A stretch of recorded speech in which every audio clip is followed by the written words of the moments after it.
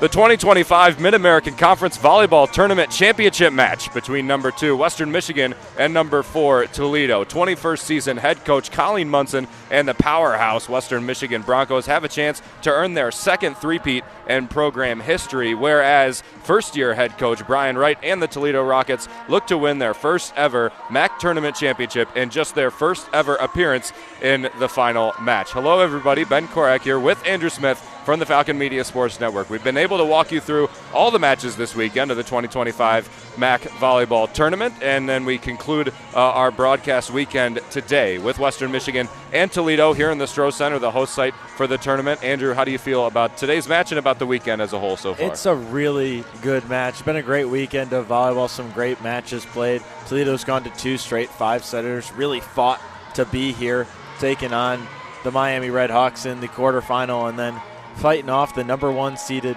Ball State Cardinals in the semifinals. Now they have to face another David and Goliath situation against the 2 seeded Western Michigan Broncos. And really, the team that's been here, it feels like the most, especially in recent history, out of any team in the MAC. The Broncos just refuse to give up any points, refuse to drop sets. They do not make mistakes. They play disciplined volleyball on the blocks with beautiful sets coming out of Leah Richmond and a skilled back row that is incredible on not just serve receive, but also keeping the ball in the air at all times. For the recaps of all the matches played this weekend, go to bgfalconmedia.com with Twitter posts at BG_FMSN on Twitter X. Toledo, the first match of the weekend, beat Miami in 5 sets. Kind of a comeback victory for the Rockets over Miami. Later that same night, Bowling Green, the number 6 seed, beat the number 3 seed Ohio in 4 sets, and both Toledo and Bowling Green earned their way to the semifinals. Toledo ended up upsetting number 1 Ball State as the number 4 team in 5 sets at the first match yesterday in the semifinal, and then Western Michigan took a 4-set victory over number 6 Bowling Green last night at 7-23, and they punched their ticket to their 3rd straight final in 3 straight years. 23 they won, in 2024 they won, and now they have a chance to win this year as well, and they have to get through number 4 Toledo to do it. Again, all the recaps of those matches available at bgfalconmedia.com, as well as the recap of today's match available at bgfalconmedia.com. Just to set the stage of these 2 programs, we'll start with Toledo. 0 tournament championships, 0 MAC titles, even in the regular season, since joining in 1951, and the tournament's been around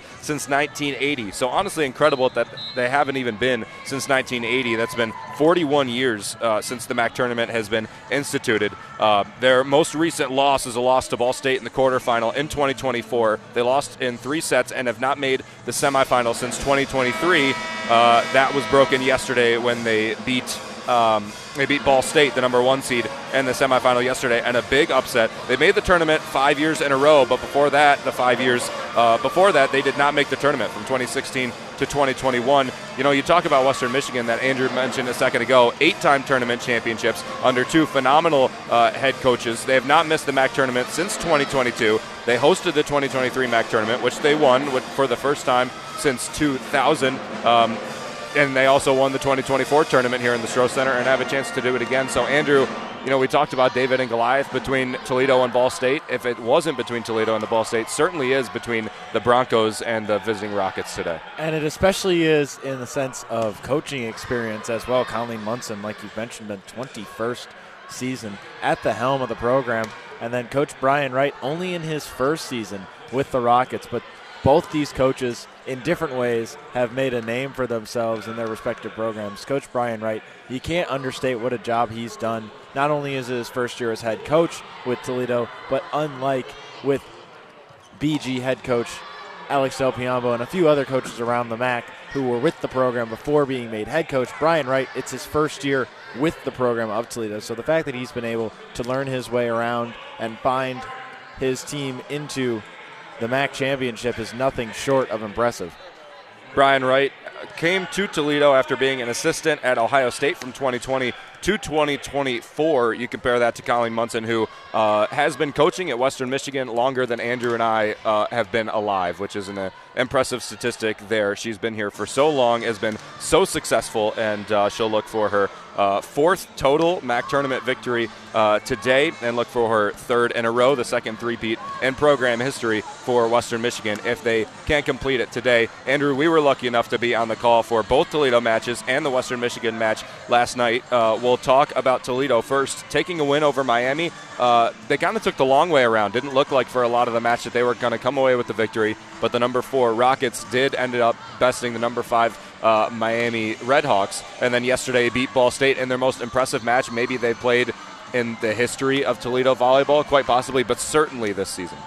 Oh, certainly this season. I mean, to beat the Cardinals in their first match of the tournament, the number 1 seed that only lost 1 MAC game all year, it's a really impressive feat. And what impressed me the most about the 2 matches from the Rockets was they played it 2 entirely different fashions. I mean, certainly Kelsey Smith and her hitters were playing the same game, but it really was a switch from going from a Miami offense that was slower paced, not nearly as lethal, and forcing them into situations and getting mostly blocking going to really get the defense and in position and get the offense rolling, to switching to a fast-paced Ball State offense that really has given teams fits all year and won them so many matches, and making that switch, not really focusing too much on the blocking, getting key ones here and there, but really the back row stepping up in a huge way. Freiberger had herself a fantastic game. She had 28 kills in the Miami game, which was more than she had in the Ball State game, but I really feel like Ball State was the better game for her. 2 well defensively playing teams now. Toledo, not necessarily statistically, but they've played defense very well in this tournament, and you compare them to Western Michigan, who is maybe the best defensive team in the Mid-American Conference through the regular season and in the tournament as well. Number 1 in digs with over 2,000 in the regular season, and they're led by Regan Boyer, the libero for the Broncos, who was just electric yesterday. All-MAC first-team selection and All-MAC freshman team selection this year in her. I'm sorry, she was not All-MAC first team. Looking at Leah Richmond instead, the setter. So many great players for this Western Michigan team, but Regan Boyer, the main one, especially on the defensive end for a unit for Western that is so solid, especially in the digging realm. Boyer impresses me the most with how well she's able to play the ball over her head. We saw a lot of plays yesterday where it looked like she had no chance of getting to it, and she simply put a hand up, swatted at it, and put it basically to target every single time. Another thing that's really impressive is she doesn't necessarily have to put it to target every single time because of how great Leah Richmond, just like her predecessor Logan Case was, at getting to the ball, getting underneath it, and setting up her hitters well every single time, even when she's completely out of system. Number 2, Western Michigan against number 4, Toledo today in the MAC championship match. The 2 teams faced off earlier on in the season, actually Halloween weekend. Western Michigan at Toledo at Savage Arena. It was a split weekend completely. 4 sets for a win in the first game for Toledo, and then 4 sets for a win in the second game by Western Michigan. Both one hitter for both sides had the premier matches for each team. Sophie Catalano was the one on the right side for Toledo, and on the right side for Western Michigan, it was Mary Claire Brusick. Both of them have had a little bit confusing matches played in this Mid-American Conference tournament, but both highly influential players that had very good success against each other last year, or in the last matches. Yeah, no, they're both struggling a little bit so far in the tournament. Catalano still had herself a great game, definitely had a better game against Ball State, really tooling the block very well. And then on the opposite side, Brusick didn't have her best game, but also she sets the bar very high for herself, especially with that beautiful slide attack that she has. She can also attack from up the middle. So it's going to be a different story today. I think Brusick's going to be able to feed a lot, and as long as her placement's good, she's going to have a strong kill game.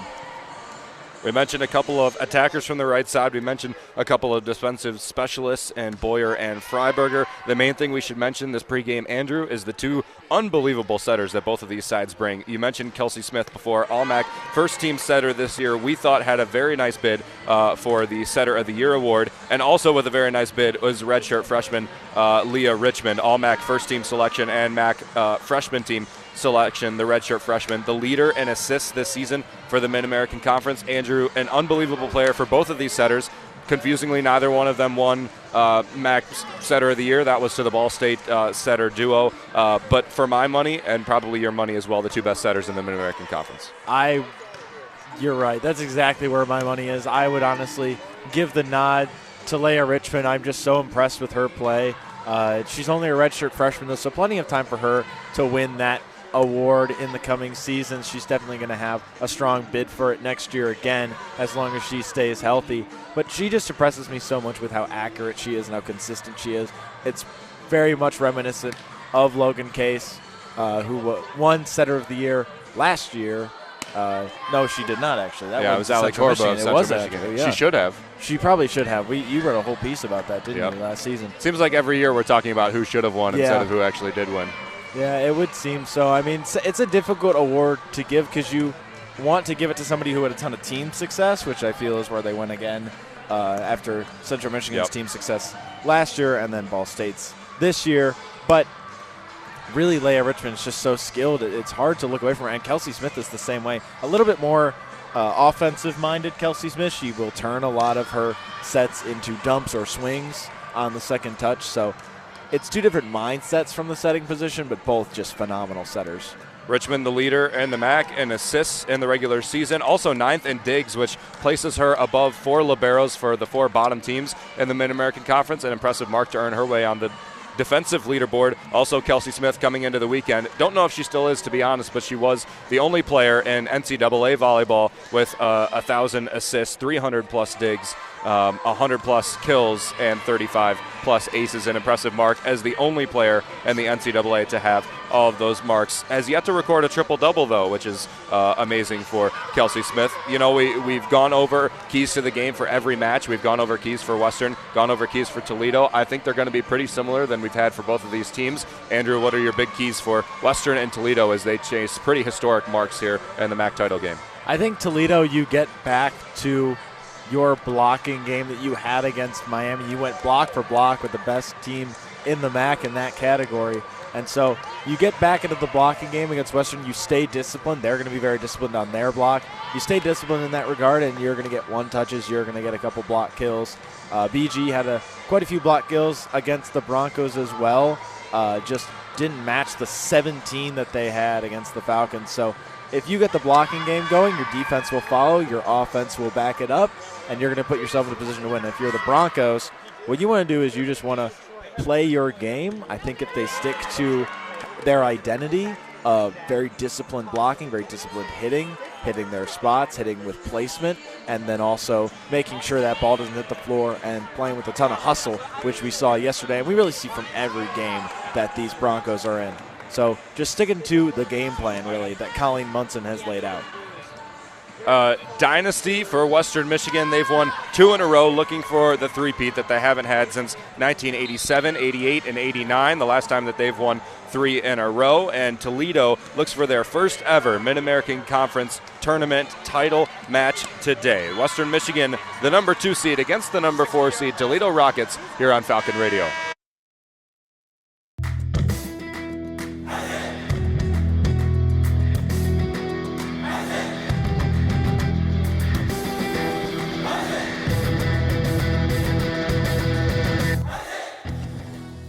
Are you a fan of BG Falcon Media and the Falcon Media Sports Network? You can show your support for BGSU Student Media by donating at the bottom of the page of stories on bgfalconmedia.com.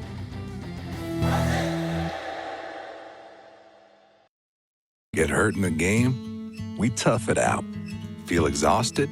We push on. Feeling down? We pull ourselves up by the bootstraps. But there are times when bootstraps aren't enough. When stress gets to us and we need to talk to someone about what we're really going through. So we're going to reach out because sometimes mental health is not a one-person job. Visit loveyourmindtoday.org. That's loveyourmindtoday.org. Brought to you by the Huntsman Mental Health Institute and the Ad Council. Retirement can be scary, but only if you're not prepared. That's why AARP created thisispretirement.org. Because unless you've already retired, you're in pretirement, and you still have time to plan. Learn about retirement savings options, potential tax breaks, and how you can build savings over time. Visit thisispretirement.org for free resources to help you customize your action plan and feel the retirement fear disappear. Brought to you by AARP and the Ad Council. You are listening to Falcon Radio, for Falcons by Falcons, and home of the Falcon Media Sports Network. It's 4 a.m., Monday, and you're literally sucking baby snot through a tube because she's congested. Man, that's love. And if you love her that much, love her enough to make sure she's buckled in the right car seat. To make sure your child's in the right seat for their age and size, visit nhtsa.gov/the right seat. Show them you love them. Keep them safe. Visit nhtsa.gov/the right seat. Brought to you by the National Highway Traffic Safety Administration and the Ad Council. What I know about courage, I learned from my adoptive mom. She said sometimes you just gotta hold on and know we'll get through this. Mom, we are so high up. Hold my hand. No, you hold my hand. Here we go. Learn about adopting a teen from foster care. You can't imagine the reward. Visit adoptuskids.org to find out more. This message is brought to you by Adopt US Kids, the U.S. Department of Health and Human Services, and the Ad Council. Snakes, zombies, sharks, heights, speaking in public. The list of fears is endless. But while you're clutching your blanket in the dark, wondering if that sound in the hall was actually a footstep, the real danger is in your hand, when you're behind the wheel. And while you might think a great white shark is scary, what's really terrifying and even deadly is distracted driving. Eyes forward, don't drive distracted. Brought to you by NHTSA and the Ad Council. I taught for 20 years, until I started forgetting my lectures. Eventually, he had to quit. Getting his early Alzheimer's diagnosis was hard, but it gave us time to take control of the situation together. I can't imagine going through this without him. If you or your family are noticing changes, it could be Alzheimer's. Talk about seeing a doctor together. For more information, visit alz.org/time to talk. A message from the Alzheimer's Association and the Ad Council.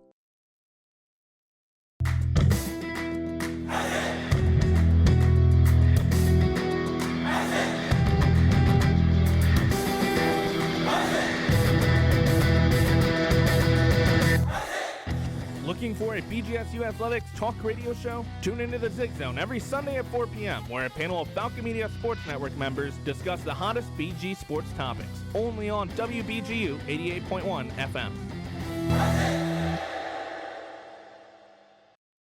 The more you listen to your kids, the closer you'll be. So we asked kids, what do you want your parents to hear? I feel sometimes that I'm not listened to. I would just want you to listen to me more often and evaluate situations with me and lead me towards success. Listening is a form of love. Find resources to help you support your kids and their emotional well-being at sounditouttogether.org. That's sounditouttogether.org. Brought to you by the Ad Council and Pivotal. You wanted to be cool, which led you to smoking, which led to a pack a day. Then you met that special someone, which led to starting a life with them, which led to wanting to live longer, which led to quitting. Then you heard you may be at risk for lung cancer, which led you to getting a low-dose CT scan. If you smoked, get scanned. Talk to your doctor and learn more at savedbythescan.org. Brought to you by the American Lung Association and the Ad Council. Hear that? That's the sound of your life. Perfectly imperfect. Beating in rhythm to the world you've created. But every time you drive after drinking, the music gets drowned out. Your life sounds pretty great. Don't let a buzz ruin it. Buzz driving is drunk driving. Don't drive buzzed. A message from NHTSA and the Ad Council. And here's Heather with the weather. Well, it's beautiful out there, sunny and 75, almost a little chilly in the shade. Now, let's get a read on the inside of your car. It is hot. You've only been parked a short time and it's already 99 degrees in there.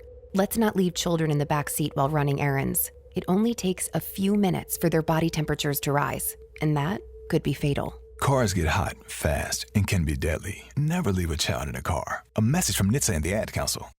Let's take a moment to breathe. Deep inhale. Extend your spine.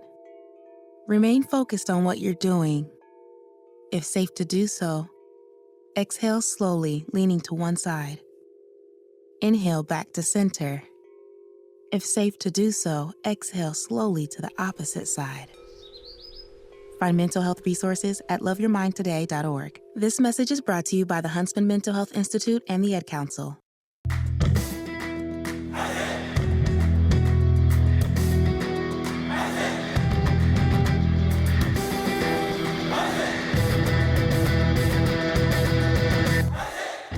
Looking for a BGSU Athletics talk radio show? Tune into the Zig Zone every Sunday at 4 p.m., where a panel of Falcon Media Sports Network members discuss the hottest BG sports topics. Only on WBGU 88.1 FM.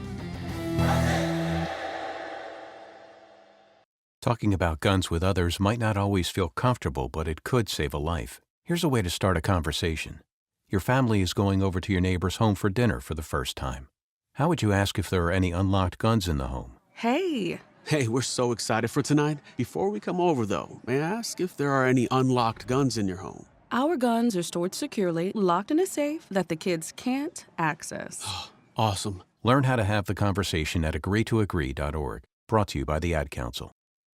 Check out more coverage from the Falcon Media Sports Network on X at BG_FMSN. Back here in the Stroh Center in Bowling Green, Ohio, the site of the 2025 Mid-American Conference Volleyball title match between Western Michigan and Toledo today. Western Michigan, the number 2 seed, Toledo, the number 4 seed. Big historic storylines going on today for both of these sides, and Andrew's going to walk you through the starting lineup of Western Michigan. Of course, Ben, starting obviously at setter, we've mentioned her quite a few times, the redshirt freshman, Leah Richmond. Backing her up in the libero position is Regan Boyer, the 5'6" senior from Downers Grove, Illinois. Molly Brown is going to be one of the middle blockers alongside Amanda Glanton. Both of them standing at, Molly Brown at 6'2", Amanda Glanton at 6'3". Brown is from Goshen, Indiana. Glanton is from Davidson, Michigan. Mia Jurovic, as well as Alana Erickson, are at the outside hitter positions for the Broncos. Jurovic is from Oswego, Illinois, and Erickson is from Grand Rapids, Michigan. And then rounding out the lineup, we've also mentioned her quite a couple times, Mary Claire Brusick, the senior, listed as a middle blocker, will be playing mostly right side, though. She's from Evergreen Park, Illinois. Head coach for Western Michigan, Colleen Munson, assistant coach Ryan Manning, both of them in their 21st season, and only two-person coaching staff for the Western Michigan Broncos. The Toledo Rockets head coached by first season head coach Brian Wright, associate coach Bethany Locken, Jordan Armstrong, and Trinity Adams, all associates for the Toledo Rockets. Their libero and maybe one of the best players on the floor at any given time, Grace Freiberger, the sophomore out of Lima, Ohio. Their sophomore outside hitter, Olivia Heitkamp, big from the left side for them, out of New Bremen, Ohio. Also big on the left side, Jessica Koslow, just a freshman out of Monroe, Michigan. Kelsey Smith, the setter, rounding out the offense for the Toledo Rockets. The senior out of Cicero, Indiana, a transfer from Alabama, Birmingham. Anna Alford and Sierra Pertzborn will play the middle. Alford, the senior out of Hilliard, Ohio, and Pertzborn, the redshirt sophomore out of Middleton, Wisconsin. And on the right side, Sophie Catalano, the opposite hitter and senior from Pittsburgh, Pennsylvania. The Rockets and the Broncos set for first serve here. The Rockets looking for their first ever Mid-American Conference title and their first ever Mid-American Conference tournament title, and Western Michigan is no stranger to this situation. They've been here 2 years in a row, Andrew, and they've won the last 2 as well. As opposed to Toledo, who is a complete stranger to this situation. No team of theirs ever being on this stage. But you got to think this is the team that is going to stay composed and is ready for the challenge. They were very composed yesterday against the number 1 team in the Mid-American Conference, at least in the regular season, of Ball State. A Cardinal team that beat both of these squads in the regular season handedly. and they handle them in 5 sets. So they're composed and they're ready for the stage. The sophomore outside hitter and more defensive specialist, Alana Erickson, first serve. Dug out by Koslow, first play. Smith sets up left side. Heitkamp off the fingertips and long out of play. Heitkamp, one that has got hot late in both matches played by Toledo this tournament, and it's nice to see success early if you're Toledo. Yeah, no, it's really great to see success on the first point for Heitkamp. She has struggled early on. You're right about that, Ben, but always aiming for the fingertips when she gets blocked. They're dug out by Jurkovic. Richmond sets up with a bump. Jurkovic with a blast, and it's dug out by Macy Metters. Here's Smith, sets back. Catalano right side is blocked at the line.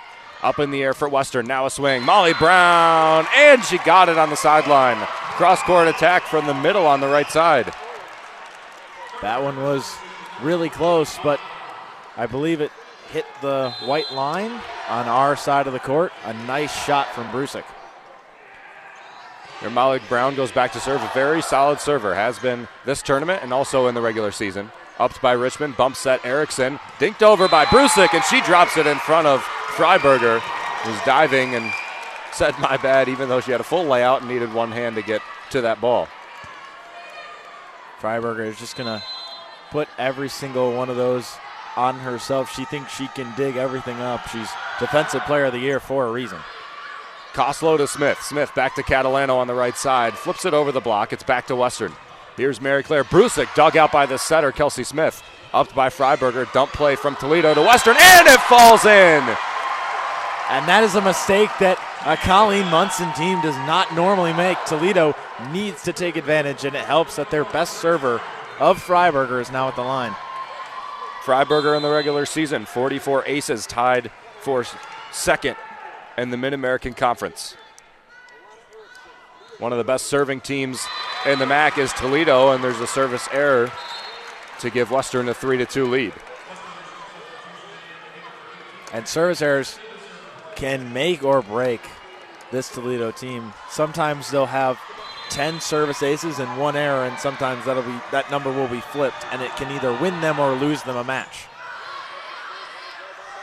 Smith to Pertzborn. Pertzborn's blocked by a tall middle of Brusick and Jurkovic. That's a great duo on the block there from Western. This is what I mean by they're disciplined about that. Very poised. They got right to their footwork, went up, pressed over the net, and weren't even distracted by any of the other hitters. Service error from Western Michigan. It's back up to a 1-point game, 4-3 Western leads. Jurkovic, a very interesting player. Not too much success in regular season, but 174 kills. Not very effective hitting, but she's been very good for Western in this tournament, especially from the left side that they lack just a bit. Richmond sets to the right side. Brusick gets her ball tipped. Adamski digs it out. Smith to the middle. Pertzborn goes deep and misses the backcourt long. Point given to Western after an attacking error by the redshirt sophomore. Yeah, she hit that one too flat, came too much off the palm, not enough off the fingertips, no topspin on it, and it just sailed out of bounds. She needs to remember her mechanics. I know she just got blocked, but she needs to get that confidence back. Metters digs it out. Smith dumps it overhead across the net. It's back to Western. There's Annalise Patchett, who gets her first attack and her first kill. Goes off the block and out to the side. Patchett played very well. And the last match played for Western Michigan against Bowling Green in the semifinal at 7 last night. Metters digs it out. Koslow has to bump set middle court, and it's dumped over by Smith. Patchett keeps it up. Richmond tries to go backcourt. It's swiped at by Freiberger. Keeps it in the air, but falls down. 3 defensive specialists on the back row. None of them could get to that ball in time. Freiberger probably should have just let that one go, trying to play a little bit too much hero ball. Should have left that for Metters. She's back middle. That is her ball there in that corner. Dig from Metters. Smith sets from the 3-meter line to Pertzborn on the right side. Is dug out by Piercefield. A well-defending Western Michigan squad. Number 1 in the MAC. There's an attack for Patchett and a kill for Annalise Patchett. Patchett was key in the victory against Bowling Green yesterday. The best hitter by far for the Broncos, showing why there. And now an 8-3 lead for Western Michigan forces a Brian Wright early timeout for Toledo. The first set here, the Mid-American Conference Tournament final match between number 2 Western and number 4 Toledo here on Falcon Radio.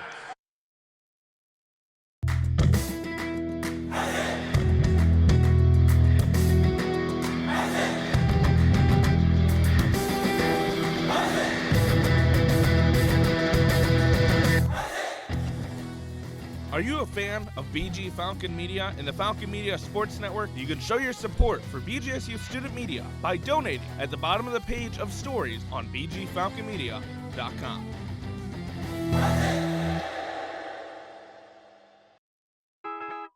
Cats are masters at using up their 9 lives, like chasing laser pointers into walls or jumping onto high shelves.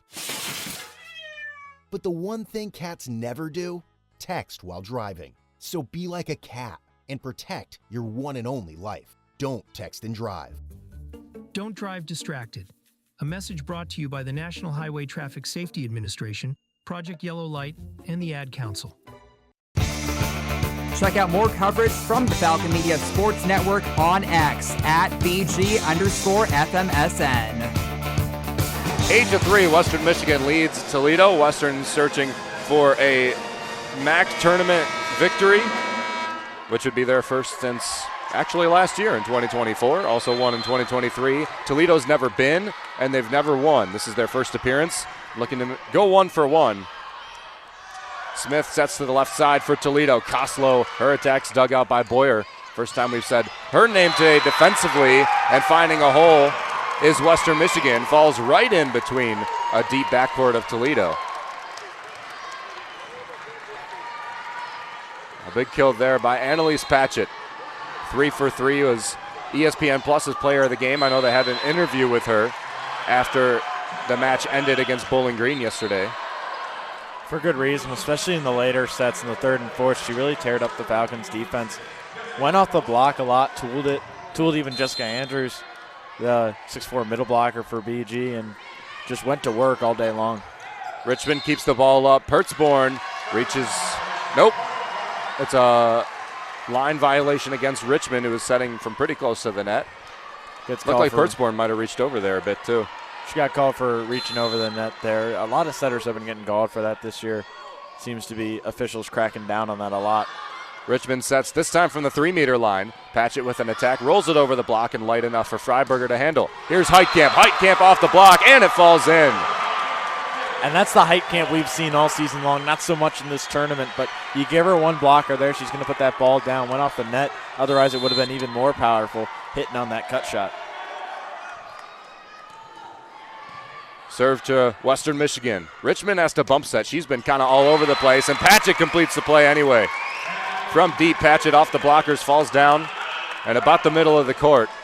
Couldn't have drawn it up any better than that.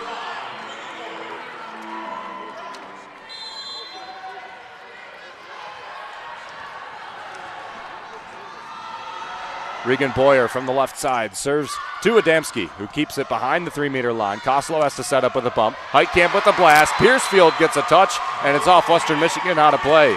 I really love what Heitkamp is doing here so far in this set. She's avoiding Regan Boyer at all costs. She knows that if she gets anywhere near the libero, she's going to keep it in the air, so she's hitting it towards Piercefield and hitting it on cut shots. Richmond to the right side. Brown with a blast off the block.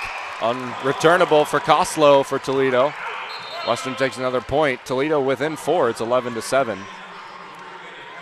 And also to say about Heitkamp as well, she was being ate alive by Miami's blockers and also by Ball State's blockers, especially early in the last 2 matches played, and then late she started going for it a bit more. And you see a lot of go for it early for Heitkamp, who gets another swing. It is off the blocker and handled by the Broncos. Amanda Glanton from the middle gets a touch, even though it landed long, and Western takes the point. Really good swings coming out of the middles, all the middles for the Broncos so far. Really liking the placement. Liked it all day long yesterday against the Falcons, and they're replicating it here tonight. Richmond serves Koslow. Perfect to Smith to the middle. And Alford gets dug out by Boyer, although the ball looked like it might have been going out of the sideline. Back to Toledo. Smith to the left side. Heitkamp tips it over. No touch from Western. The point goes to Western as it stays on the Toledo side of the net. Heitkamp's been swinging away into the block and getting kills out of it, getting good swings out of it. I don't know why she switches it up there and tries to go for that light tip. It ends up in the net, and Broncos walk away with that point. Richmond serves again over the head of Adamski, who lets it go. We mentioned a couple of times yesterday against Ball State, a couple of questionable decisions Adamski made, but a wise one there. Adamski is definitely, which on such a talented Toledo roster, is the worst player that Toledo has on the floor, but as long as she plays her role, the Rockets are going to be just fine, and so far she's been doing that in this first set. Richmond backsets to Brown, the veteran, and grad student Molly Brown wipes the play off the block into the interior of the court. Didn't even try for a full swing, just hit it from in front of her face. Molly Brown, a transfer from Texas A&M, where she played 3 seasons. This season, 10 matches played of 5 or more total blocks. Been almost a better blocker than attacker, although she's a great swinger. Here's Heitkamp, who misses the touch and sends it wide. A big swing down the line there that was unsuccessful. Just missed her mark there, but what a set by Kelsey Smith, sprinting over there, putting that ball nice and high for her hitter and getting out of the way. Alana Erickson serves to Koslow. Heitkamp to the right side. Catalano just has to dink it over with the left hand. She had to touch that from about the 3-meter line. A blast from Jurkovic on the left side for Western. Now back to Toledo. Heitkamp off the block. Jurkovic keeps it up. Boyer bumps that, and a roll play over from Western to Toledo. Smith to Catalano off the block. Kept up by Jurkovic again. Wild plays for Western Michigan. They just have to dump it over. Catalano, full swing this time. Off the block. Richmond is going to keep it up. Now to the right side. Molly Brown's dug out by Freiberger. Toledo, another swing. Heitkamp is blocked. Glanton and Brown. They play so well out of system. They just operate in the chaos flawlessly. And still a mid-set timeout utilized by Brian Wright. He's got no more to use in this first set, and Toledo is being doubled up by Western Michigan. 16-8, the Broncos lead the Rockets here in the MAC tournament final match on Falcon Radio.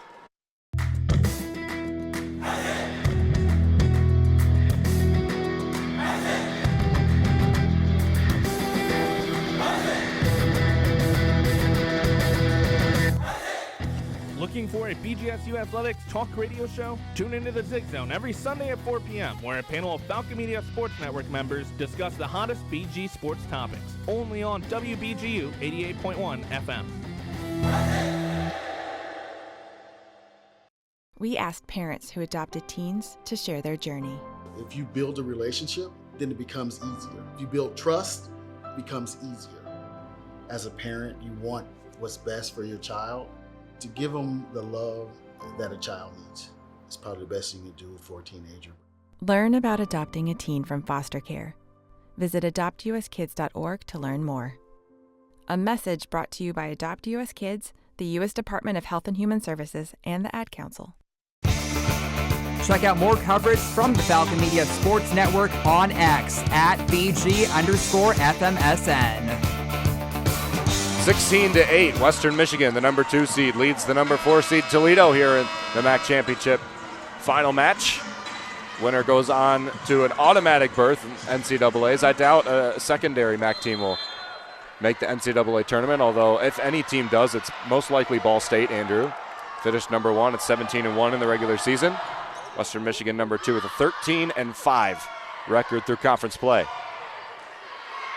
Heitkamp over, Richmond and Boyer keep it up. Jurkovic with the swing, blocked by Anna Alford. It's back to the Broncos. Back from the middle, Alford is kept up by Smith with one hand. Love that up from Smith. Here's Catalano, tooling the block and out of play. Really good job by Toledo there. We just talked about Western Michigan, how well they operate out of system. Toledo Rockets do a very good job there. I love that dig coming out of Kelsey Smith. Went right at her chest. That's the hardest type of ball to dig out. She did it really well with one hand. Catalano, a very impressive hitter. Bit undersized on the right side for this Toledo team, but so effective. Here's Smith. Set to Freiberger, who sets up Koslow. A cut shot from Koslow is kept up by Western. Jurkovic dug out by Freiberger. What a play. Now to the left side, Koslow off the block, and there's Boyer on the backside to keep it up for Western. Back row attack for Alana Erickson. Now back to Toledo, a push attack from Alford. Jurkovic, another blast, is blocked by Alford. Alford stood tall in the middle there. She's got another block, and Toledo's now within 6. The main thing you could say about the Toledo Rockets team is how much fight they have in them. They have not been up in the match until they've won it all tournament. And they're fighting back in this first set here. Freiberger up, Kelsey Smith from the middle to the right side, Catalano off the block, nobody there to keep it up for Toledo. Western takes a point back at 17-10. Yeah, and then right back. That's a very, very good job by Western. It's easy to get flustered when a team starts going on a run. It's easy to get undisciplined on that block, but still doing a great job pressing over the net and putting that ball right back down. Service misses the court long. That was coming from Western Michigan, so the ball back to Toledo. They really need to put a run of work in if they're able to come back and win this first set that they've lost in both matches that they played this weekend, although they've won both matches, coming from behind both times against Ball State and Miami. Brusik on the slide to the right side, and she nails it down off the Toledo blockers. Taking advantage of her height and momentum against Jessica Koslow, hitting that ball really over top of her, putting it between her block and the net.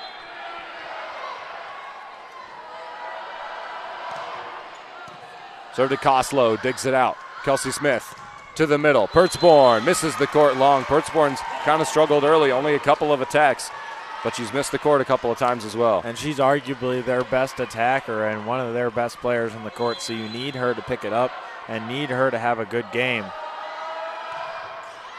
Serving to the net by Western. That's their 5th service error. No aces yet for either side. Only 1 service error for Toledo, 5 for the Broncos, who struggled a bit against Bowling Green in that department yesterday. Were out-served by the Falcons, at least on the stat sheet, although the Falcons have struggled with their serves all year. Brusik tips it over the block. And again, Toledo's defense was caught a bit too far back. The 3 defensive specialist group of Freiberger, Metters, and Adamski. All a bit too deep. Yeah, you hope a group of all defensive specialists in that back row in this rotation is your best chance at putting runs together and keeping the back row safe, but so far, not so much. Dugout here, Richmond sets up. Western Michigan with an attack. It's Patchett, and she has to keep up her own blocked shot. Now Smith to the middle. Pertzborn looking for her first, is off the block, kept up. Richmond goes for a dump, and there's Leah Richmond. Her first kill of the match. 21-12, Western Michigan leads Toledo. Leah Richmond just so good. It's really just impressive at this point. There's not much you can say. Recognizes the defense sagging off in the front row, not really looking for her dump, and puts it in the right place. Smith to the left side, Koslow off the block. Big one back to Toledo, but still trailing by 8. Jessica Koslow, there's a couple times in both the previous 2 matches where she's gone for a long roll shot into the back corner. I don't know if she's going to be able to get away with that today with how good this Western Michigan back row is. Went up for the block there. Pertzborn in Heitkamp, but got beat by Brusik again. Brusik a bit quiet, and the only match played for Western Michigan before this, that was against Bowling Green in the semifinal last night, was not the premier hitter for Western Michigan, but still effective. There's Smith. She sets. Heitkamp throws it into the middle of the court, but it's shut off by Boyer. An attack for Patchett. Sails long. Point to Toledo. Still trails 8, 22-14. Didn't swing down on that ball at all, really, Patchett. She got too much underneath it and just sailed far out of bounds. Not a mistake we're used to seeing her make. Definitely didn't make any sort of mistakes like that in the Bowling Green game yesterday. Dug out by Piercefield to the left side. Patchett, her attack is kept up nicely by Koslow, who's a great defender as just a freshman. Certainly a dual threat player. There's Alford, whose attack is not put over the net. Western Michigan pretty much running away with this first set here, 23-14, a 9-point lead as they approach set and match point. We saw that when Toledo faced off against Miami and against Ball State, though, so we know this team can come back from a first set deficit like this. And the scores will reset after, so Toledo will just need to bounce back. Smith sets the left side. Heitkamp been reliable, and she is again. Found a seam, put it right in the corner. A really good ball that even Reagan Boyer thought was going to be out. The libero typically has great judgment on that, so a really good placement by Heitkamp. Heitkamp against Ball State yesterday, 13 kills on 48 attacks, but 11 errors. She's been very efficient so far today. There's a blast for Patchett. She wanted a touch. She didn't get it.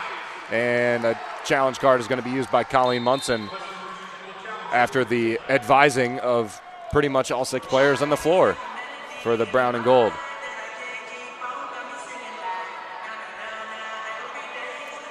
So the officials will go over to the table and challenge for a touch. Patchett was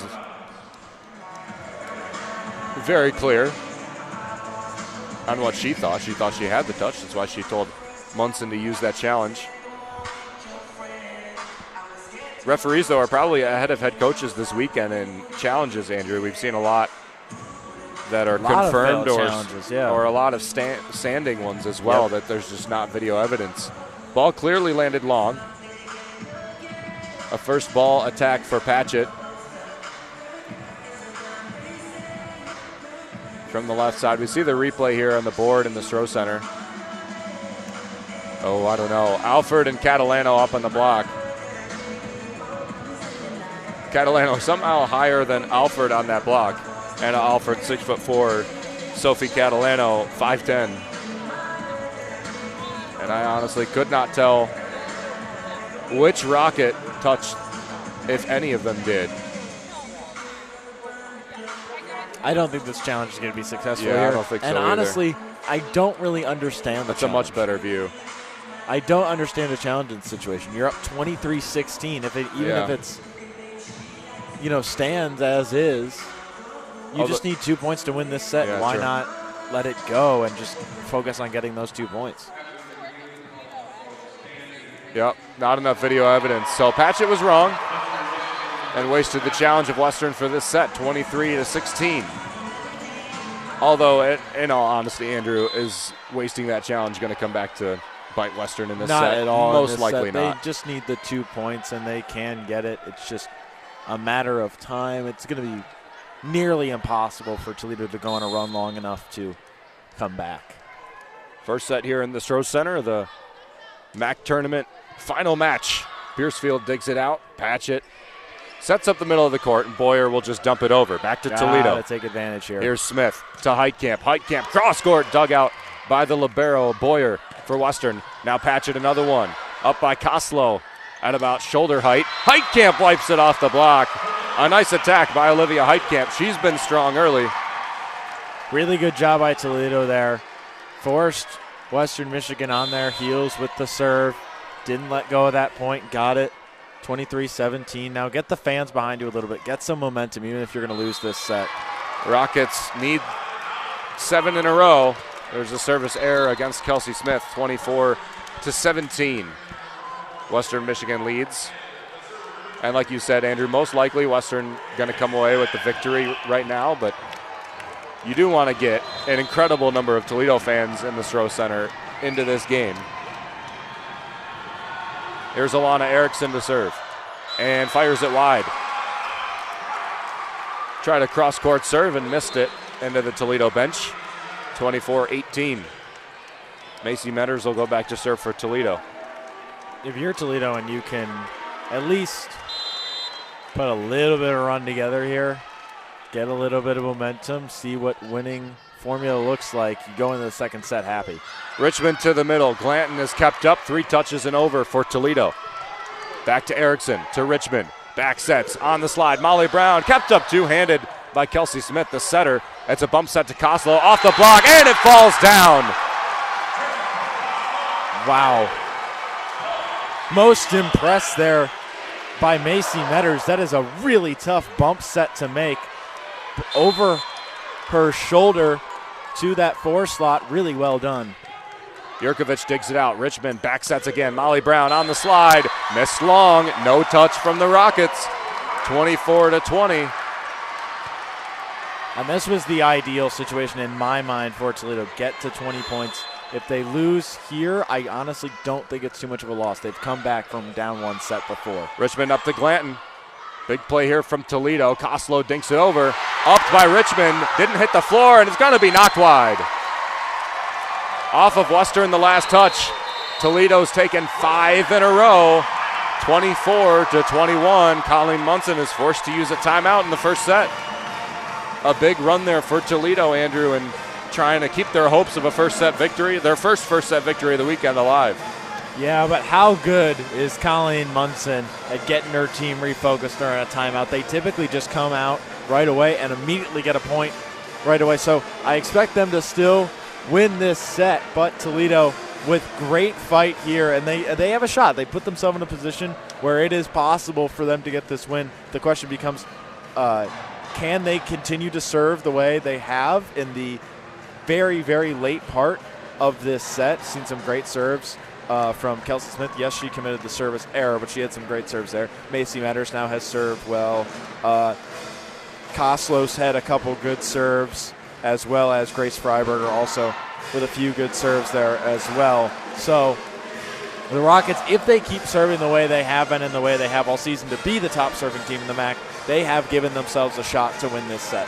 They still need at least 3 points in a row to force extra points here in the first set. Again, they lost the first set against Miami of Ohio, lost the first set against Ball State, and came back in both to win in 5. So even if they lose,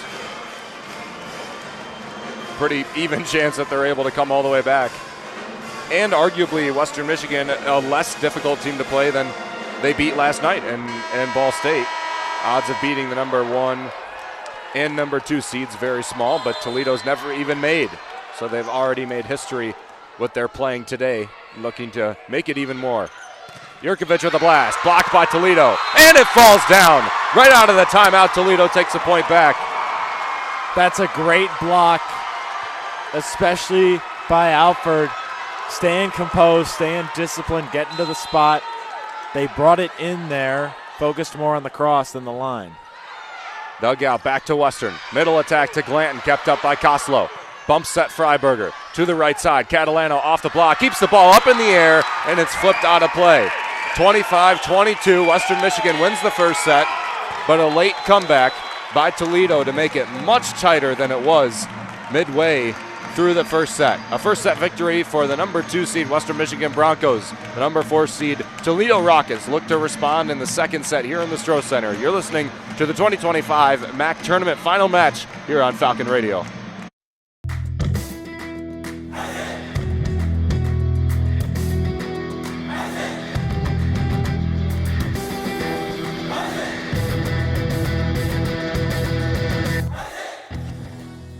Are you a fan of BG Falcon Media and the Falcon Media Sports Network? You can show your support for BGSU Student Media by donating at the bottom of the page of stories on bgfalconmedia.com.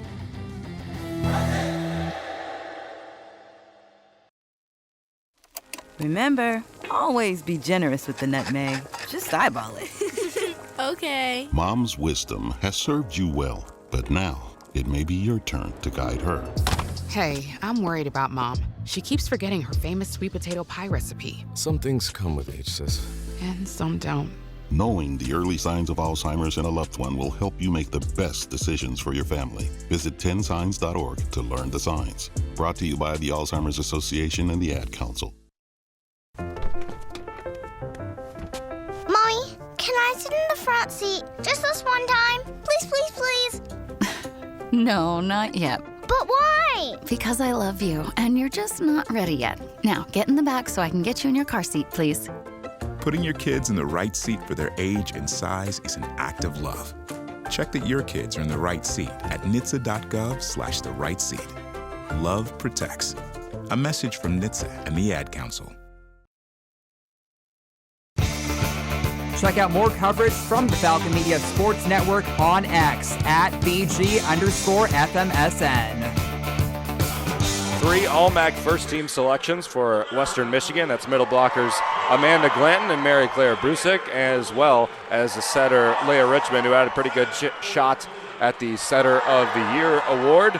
Another fellow setter in the Mid-American Conference that had a great shot at the Setter of the Year award is Kelsey Smith, also All-MAC first team, along with Olivia Heitkamp, an outside hitter for Toledo, as well as Grace Freiberger, a libero for Toledo. All-MAC freshman team for Jessica Koslow, freshman outside hitter, and then Sierra Pertzborn, middle blocker for Toledo, All-MAC second team. Actually, more All-MAC selections for Toledo than Western Michigan. And it certainly does feel like Toledo has more weapons, although they fell in the first set here in the Stroh Center of the championship match to Western Michigan 25-22. Yeah, I mean, it really doesn't feel like they're the team that should have the more All-MAC selections, but they've had themselves such a great year, such a talented roster. There's been a few games that arguably they should have won. Been a few matches, though, in this tournament now that they arguably should have lost. So making up for it and making a splash in this tournament, and it all matters now because the records really, once you get here, reset to 0-0, and nobody cares about the seeding too much. You just got to win, and that's what the Rockets have done, and that's what Western has done on the other side of the court. So they have continued to win. They won that last set because of really just sticking to their identity. They make very few mistakes. They stay disciplined. It's a well-run machine that Colleen Munson has created, and the players have fed into it and are getting wins and take that first set. Western Michigan 13-5 in the regular season, the number 2 seed, 12-2 outside of 1 week in October where they took all 3 of their 5 total losses, 12-2, an impressive record outside of that. Toledo, on the other hand, started the season on a 5-0 run and then went 6-7 the back end of the schedule. Richmond sets it up. Back to Toledo on a pretty much a dump play. Heitkamp with an attack and is blocked by Glanton and Brown. And huge block there for Western, who's been well blocking this weekend. Yeah, and that's what we talk about when we say Western's so good at a system. I mean, Leah Richmond is forced to lay out really to set that ball up, bumps it up. They get a bad attack over, and they're still able to block so well. Smith sets from the net. Heitkamp's kept up by Erickson's one hand. Here's Jurkovic with a deep shot. Back to Toledo. Catalano from the same side, the right side for Toledo, and is kept up by Western. The Broncos go again. Jurkovic is pushed up. Again back to Toledo. Catalano gets her second swing. Kept up by Richmond and dumped over by Western. Another attack try for Toledo. Coming to the middle, Alford. Again, spectacular defense by Western Michigan. Play still live. Smith dinked over by Alford. Richmond.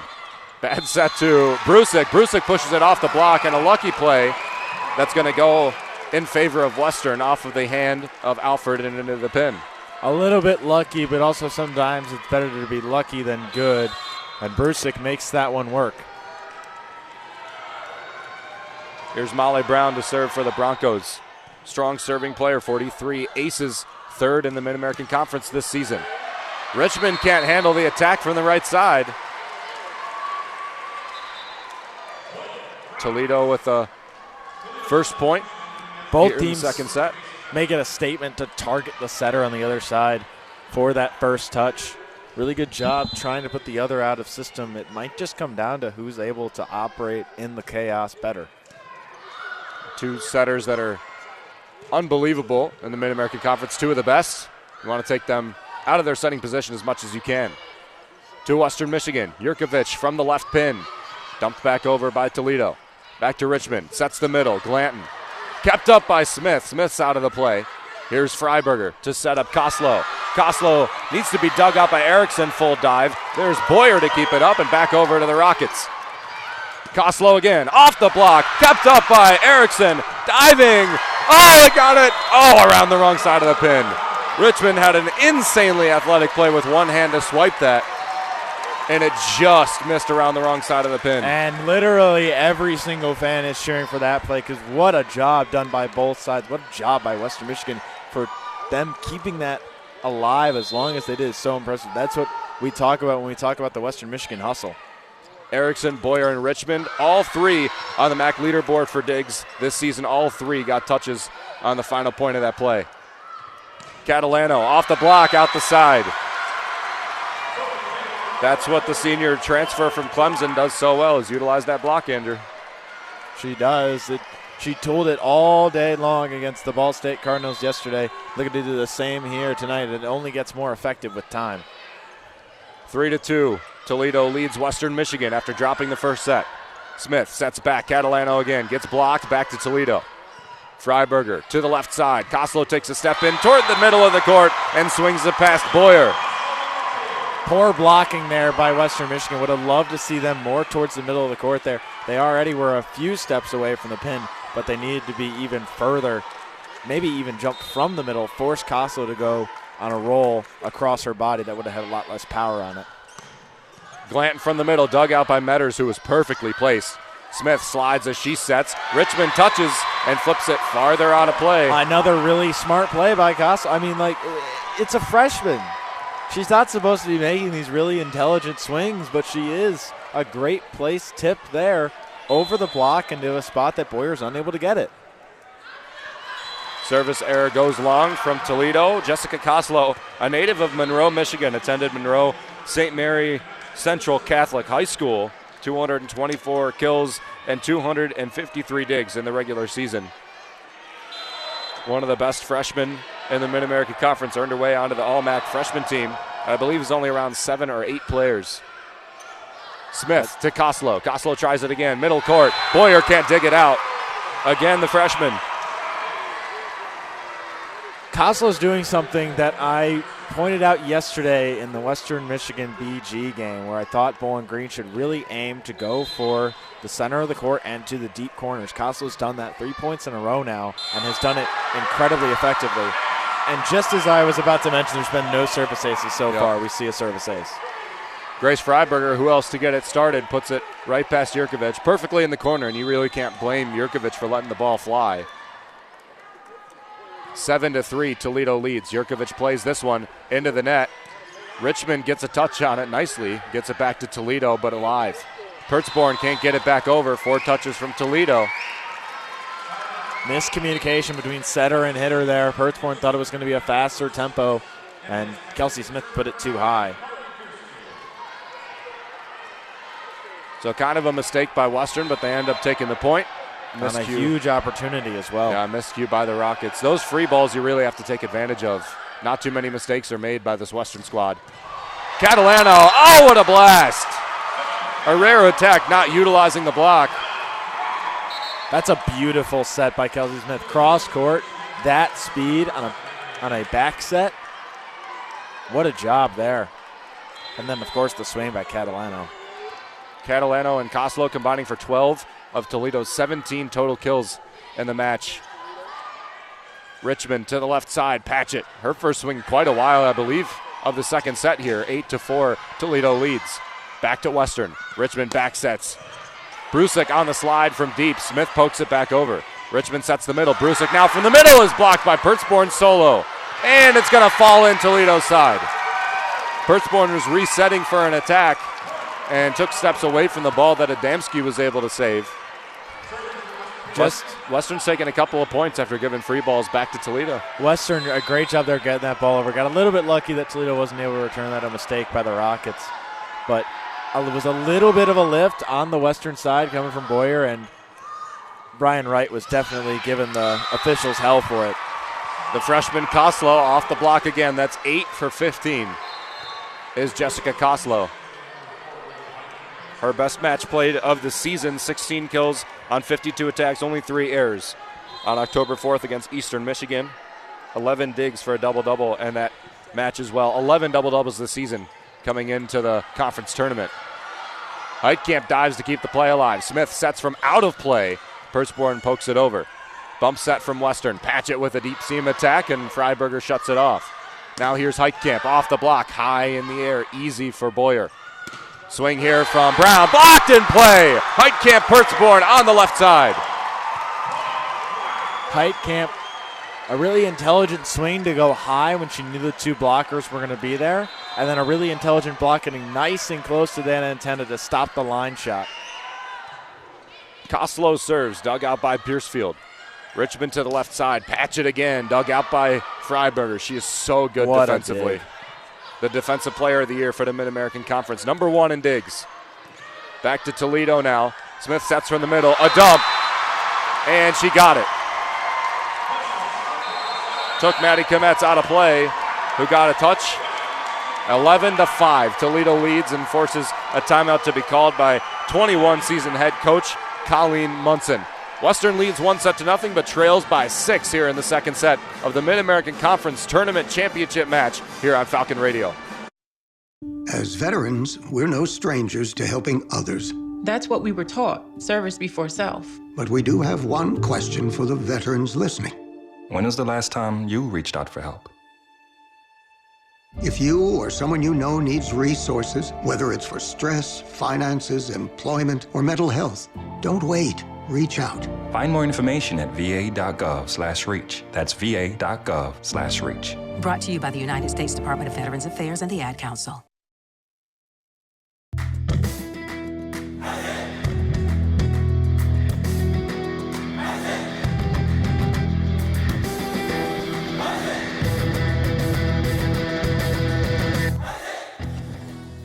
Are you a fan of BG Falcon Media and the Falcon Media Sports Network? You can show your support for BGSU Student Media by donating at the bottom of the page of stories on bgfalconmedia.com.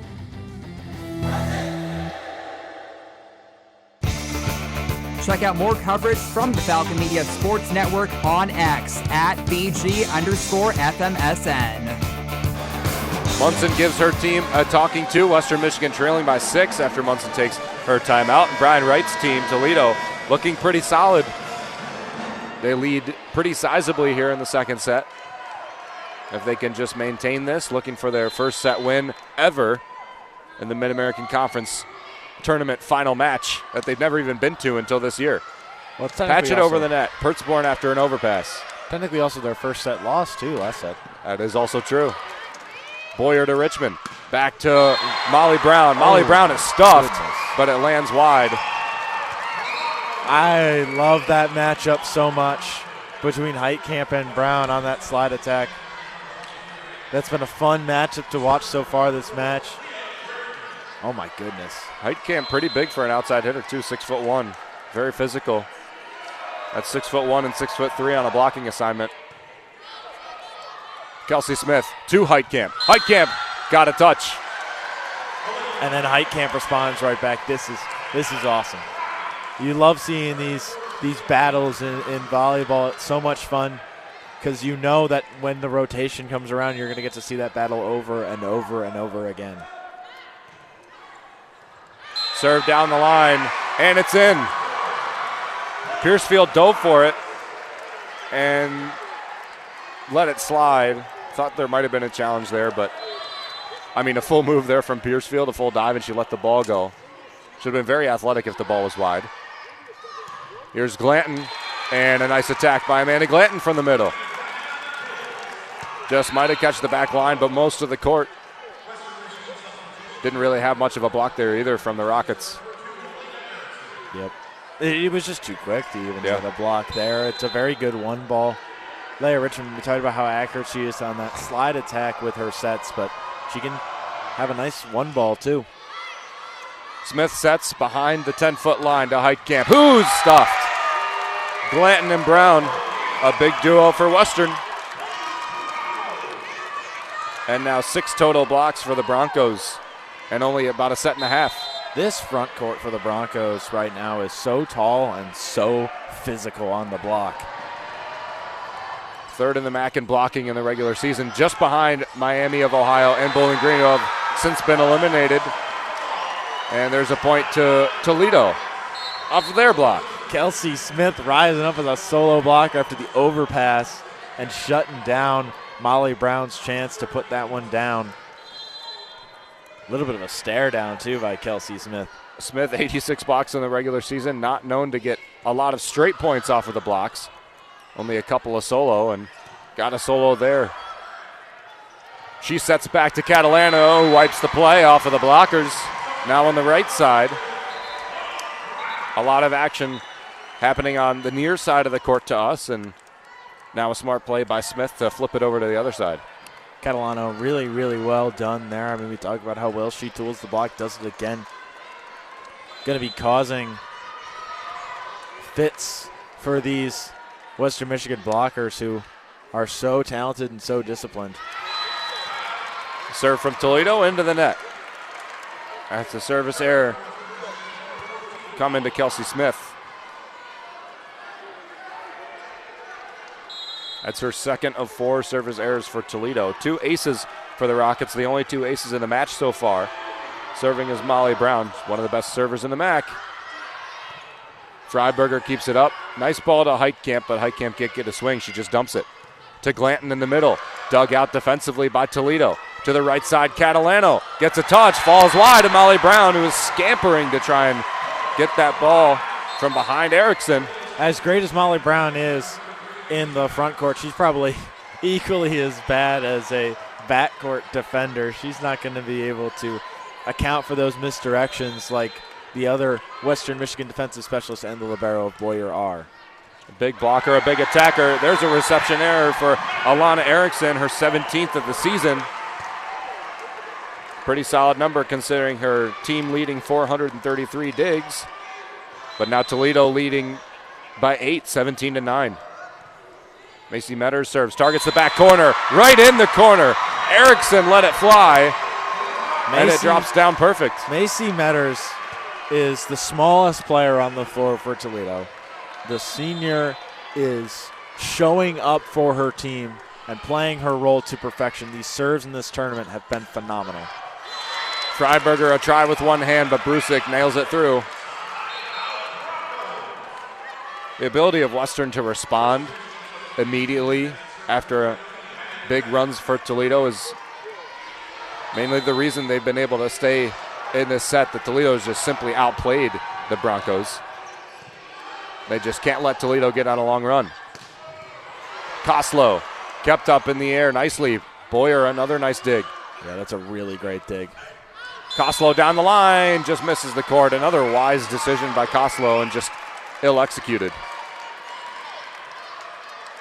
I would have loved to see her try to go for that line-type seam shot instead of that, but she saw the block there, and you're right, Ben, made the smart play. Just didn't roll it to where she wanted to, like she's been able to in the past few matches. But Koslow is going to be such a great hitter over the next few years, whether she stays in Toledo or transfers somewhere else. She's going to be such a great player, undersized, but playing out of her mind in this tournament. Service error by Kometz. Back to Erickson, who digs it out. Richmond sets up. And back to Toledo now. Koslow. Now back to Richmond in Western Michigan. Jurkovic, her blast is blocked.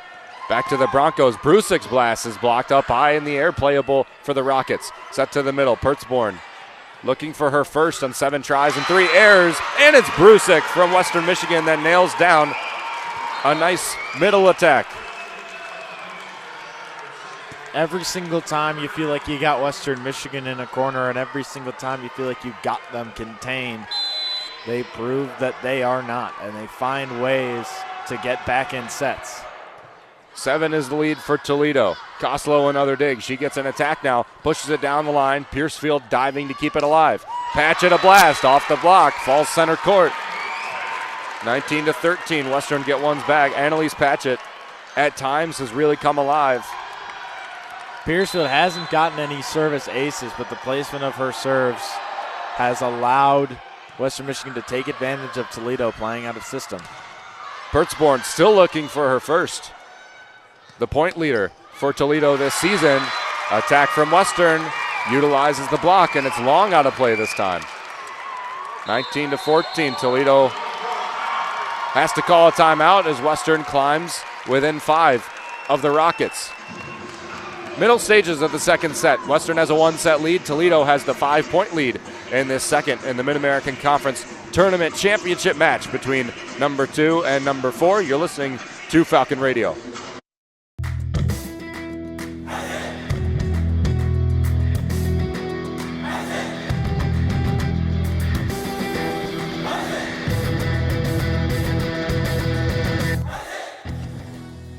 Are you a fan of BG Falcon Media and the Falcon Media Sports Network? You can show your support for BGSU Student Media by donating at the bottom of the page of stories on bgfalconmedia.com.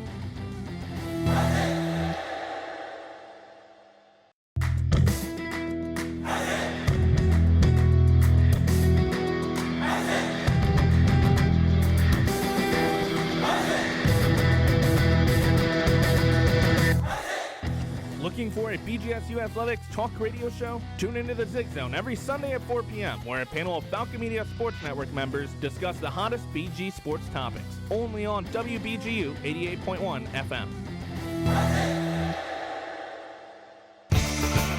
Check out more coverage from the Falcon Media Sports Network on X at BG_FMSN. 19-14, Toledo leads Western Michigan. A timeout called by Brian Wright, and a pretty solid run there by the Broncos. The last 2 points, kills by Mary Claire Brusick, the senior middle blocker, and Annalise Patchett, the sophomore outside hitter. And it does feel like both of these teams, Andrew, are never really out of a match, considering Toledo with a huge comeback in the first set to make it much closer than it normally was, or would have been, as there's Catalano who goes off the block and out the side. Neither one of these teams are going to settle down and let themselves be trounced on. No, absolutely not. I mean, they're both going to show so much fight, especially considering this is the MAC championship. They earned their right to be here. They're going to want to fight back and make sure that this is competitive all the way through. Richmond to the left side. Patchett's dug out. Smith to Koslow. Koslow to the center court. It's dug out by Boyer. Here's Brusick. Gets blocked. Back to Western. A set from Maddie Kometz. She is a setter. Playing defensively. And her set to Patchett gets blocked. Smith and Pertzborn again. This time from the right side. 21-14. A similar lead to what Western had in the first set, but this time led by Toledo. Left side, Patchett rolls it over. Diving play by Freiberger. How did she keep that up? Back to Western now. Kometz another set. Patchett has to just dump it. Here's Smith. Her dump over is kept up. Smith will set now to the middle. Pertzborn dinks. Richmond recenters Western Michigan. Brusick with a touch. 21-15 after that point. Won by Mary Claire Brusick. She's up to 9 kills on 18 swings, 500 even. Her attack percentage today. Regan Boyer down the line. Here's Pertzborn. Took some steps into that attack. It's going to fall in off of Molly Brown. 22-15. That's Sierra Pertzborn's first kill on 11 swings and 3 errors. I mean, Andrew, Toledo's been able to do all this and lead Western in the second set pretty much without the play of their leading point scorer. Yeah, they've really been focusing on shutting Pertzborn down, but she can still do that. Pertzborn with a block high up in the air over the heads of every single Bronco on the floor. What I was going to say earlier about Catalano is I would hate to be the blocker against her. It has to be so annoying to rise up every time and just have yourself get tooled. Richmond, her setter swing on the second touch is fired right through. I believe it was Adamski that got it up in the air, but unreturnable as it goes into the press bench. 23-16, Toledo knocking on the door of winning the second set. It was so quick. It would really have been a huge ask to get Adamski up there. To Heitkamp. Boyer with an overpass. It's back to Toledo. Smith back to Heitkamp. Off the block, kept up by Patchett. Patchett resets herself. The set comes to Molly Brown, though. It's kept up by Western Michigan, but it'll fall down. Last touch by Toledo. They have 24-16 as the score here in the second set. And they've won the second set 2 matches in a row against Miami and against Ball State. And they've won both matches. 13 blocks total by both teams through just 2 sets. Richmond sets up from the Right side to the left side. Ball back to Toledo. Heitkamp with the swing. Off the block. Boyer keeps it up. Richmond to the left side. Patch it again. Slowed down off the block. Smith will go for an attack, and she got it. Kelsey Smith ends the second set 25-16. Toledo evens up the match at 1 set apiece. Number 2, Western, and number 4, Toledo, here in the Stroh Center for the 2025 Mid-American Conference final match on Falcon Radio.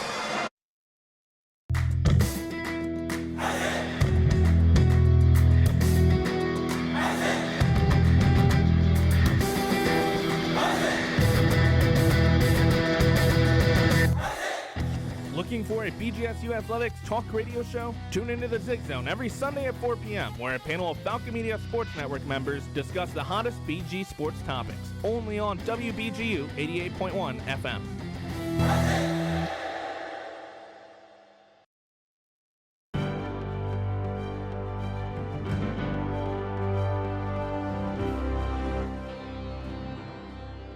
On September 13, 2025, BGSU football tight end Jacob Harris hauled in his first career touchdown reception in the Falcons' 23-13 homecoming victory over Liberty at Dwight L. Perry Stadium. Falcon Media Sports Network's Tyler Kavlitz had the call of the play on Falcon Radio. Markel Porter in the backfield. Pine's going to keep it, going to launch to the right side. That is caught in a touchdown by Jacob Harris. What a catch by the sophomore tight end in the end zone to put Bowling Green up 9-0 over Liberty. This has been a Falcon Media Sports Network featured call.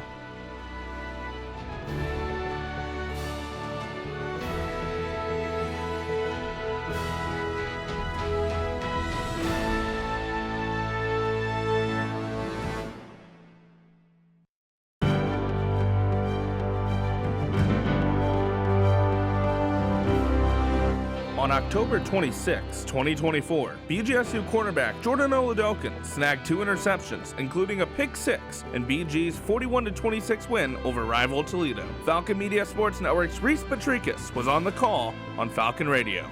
Minute 13 left to go. Ball picked off. Jordan Oladokin. He's got Green in front of him. Jordan Oladokin. 10-5. Touchdown Bowling Green. Ball game. 41-26, Bowling Green wins this year's edition of the Battle of I-75 up here in the Glass Bowl. This has been a Falcon Media Sports Network featured call.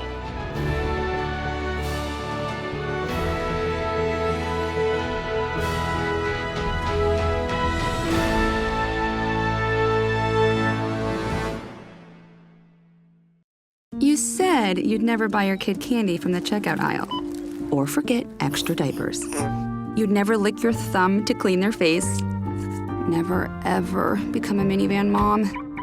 So when you say you'd never leave your child in a hot car, know it can happen. Cars get hot fast, and kids can be at risk in temperatures as low as 60 degrees Fahrenheit. Never happens. Before you leave the car, always stop, look, lock. Brought to you by NHTSA and the Ad Council.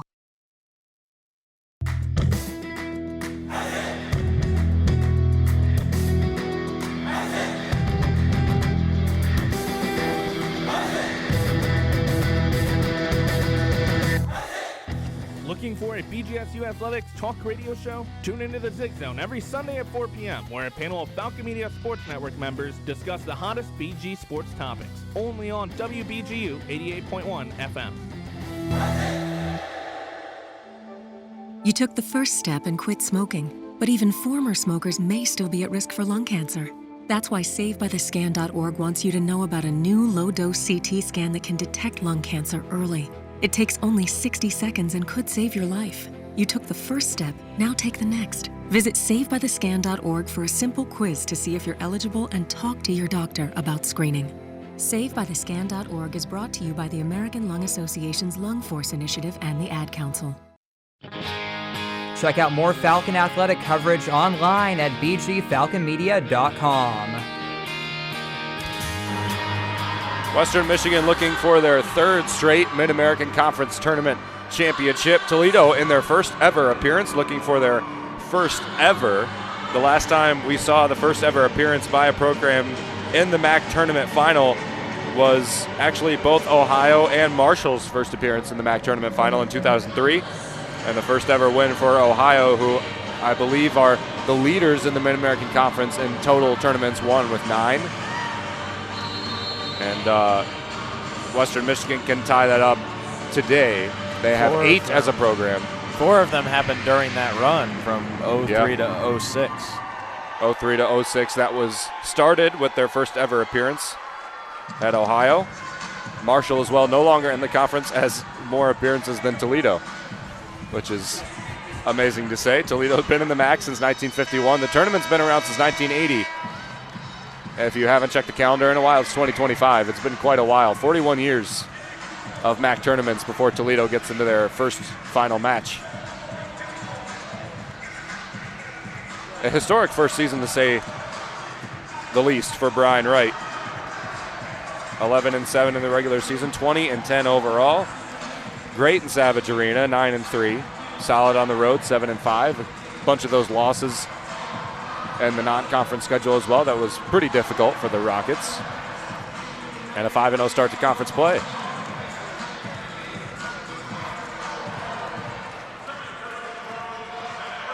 Back to serve is Alana Erickson for Western Michigan. She struggled a bit today, especially defensively, but not the greatest bounces for the sophomore. Leader in digs for Western Michigan, 5th in the Mid-American Conference in the regular season. To the left side, Heitkamp, her attack is kept up by Western. Western and Toledo tied at 1 set apiece as we're in the 3rd set here in the Stroh Center. Heitkamp takes a step toward the middle of the court and misses her corner wide. Western takes the first point of the 3rd set. Toledo has dropped back-to-back 3rd sets, back-to-back 1st sets in their last 2 matches, but has won back-to-back 2nd sets. A 2nd, 4th, and 5th set team, apparently. Heitkamp's attack is blocked to Freiberger. Back to Heitkamp, same side, off the block, kept up by Western. Jurkovic has to dump it over. Rockets will try again. Smith a dump into the middle. Boyer dives to keep the ball alive, but Glanton couldn't get there in time. Really intelligent dump by Smith there, recognizing where the defenders were, knowing she could drop that one in. We've seen her time those really, really poorly in the past 2 matches of this tournament for the Rockets, but so far today, timed very well. Back to Boyer. Boyer digs out the attack. Glanton with an attack. Toledo resets. Heitkamp on a beautiful bump set by Kelsey Smith with her back turned to the net. Found Heitkamp on a dime, and Heitkamp completed the play. So much spin on that ball, especially after the swing from Heitkamp, that it just rolled off the wrist, really, of, I believe, that was Jurkovic, and just rolled to the side. Smith dug out by Jurkovic. They're back to the Rockets. To the right side, Catalano off the block. Diving play by Erickson to keep the ball alive. Western will attack long. It was Mia Jurkovic from the left side, the freshman, Mr. Mark. Jurkovic has been such a key piece in this offense. So she's off the mark there, but stepping up as a freshman and playing so much in the back row as somebody standing at 6'1" is really impressive. Serve by Kelsey Smith, just long. She struggled from the service line today. You can't pull her out. She's one of the top 2 setters in the Mid-American Conference that we see today. But Smith has 3 service errors today.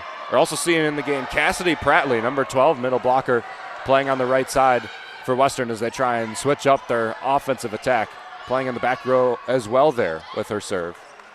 Only 38 sets played this season for Prattley. Freiberger ball in the air. Smith to the middle. Alford wipes it off the block.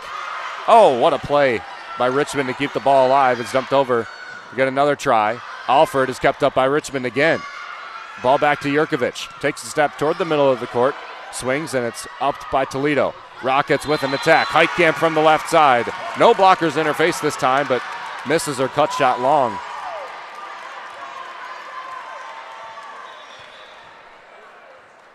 Miscue there by Heitkamp, who was on the eye test, played very well, but she's still got 7 kills, 7 errors on her 30 attacks. although she's been active in the blocking game and as well as the defensive side. Koslow to Smith. Smith back sets to Catalano. Pushes it back court, but Richmond's there. Will not get a set this time. Off the block goes Jurkovic. Just mentioned her, and a really good job. I love that swing by her. Went back to her mechanics, got a full attack in there, was able to take a full swing at it, and there are the results, ripping it off the block. Service error for Cassidy Pratley. 5 aces, now 5 errors on the season. 25 assists for Western Michigan on 25 kills, but only 19 for Leah Richmond. That means 6 attacks have fallen to the floor off of out-of-system plays. An impressive mark for Western, and Toledo still trying to expose Western on those out-of-system plays. Here's Catalano. Full swing dug out by Richmond. She won't get a set on this play. Brusik rolls it in. Diving play by Freiberger. It's back to Western on that. Brusik with the slide attack, and Kelsey Smith misses her dig. Brusik with a nice play from the right side. 5-4, Western Michigan leads.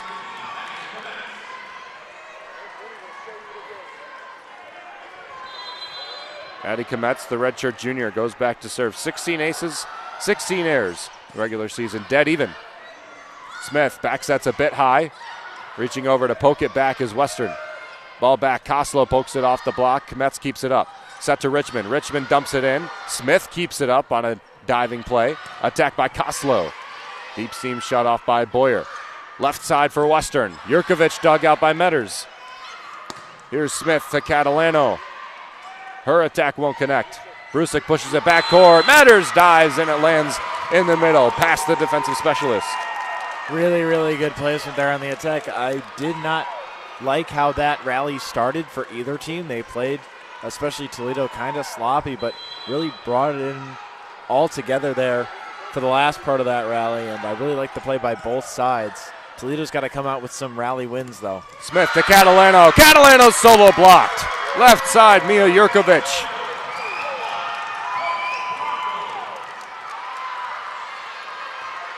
A beautiful block. Just a really, really well done block. She got really high for that one, pressed over the net really far, and didn't allow Catalano to tool her. Another service error to Western. Yet to record an ace, but 9 errors. 4 for Maddie Kometz. Setter, playing defensive specialist, also a serving specialist.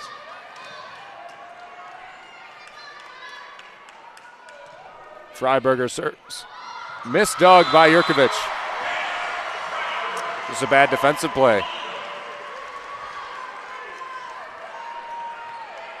Freiberger's serve doesn't look like a lot when you watch it, but just there's a lot of movement. It's almost like watching a knuckle drop in baseball, the way it comes off her hand. Not too much spin. It does again there. Boyer can't handle it. A solid libero for Western Michigan. Easily one of the best in the MAC, and she mishandles that one. Freiberger will try for 3 in a row. It's dug out this time. Richmond sets up right side. Brusik dug out by Freiberger. Metters, beautiful bump set to Koslow. Full swing dug out by the libero for Western. Regan Boyer. Back to Jurkovic. Now back to Toledo. Left side, the freshman. And it'll land, but wide. And no touch. I thought the spin might have changed on the ball, but no touch there from Western. And no challenge from Coach Brian Wright. Much better defense, much longer rallies now in the third set.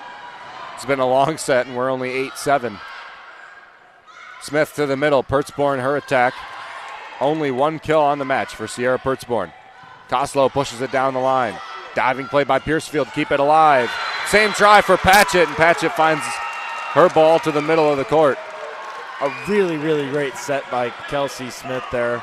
Disappointing that they couldn't get a dig out of that. It was a good job by the back row of the Broncos. Freiberger and Metters then caught on their heels, and that ball went off the block and went a little short. Smith to the left side. Pertzborn from the middle. And she got it to fall middle court. That's got to feel good for Pertzborn. That's her first true kill that's found its way all the way down without a touch. Still a negative hitting percentage, though. The point leader for Toledo. Over 3 points per set across the entire season, 360 total. There's a service error against the Rockets.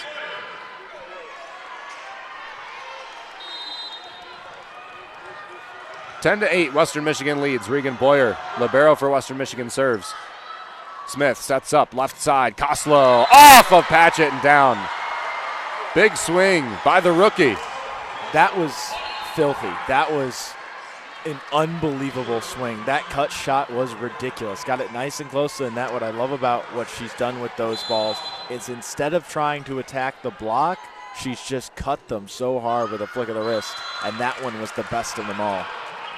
Her serve after that attack goes long. 9 kills for Koslow. 15 digs. She's only 1 kill away from a double-double.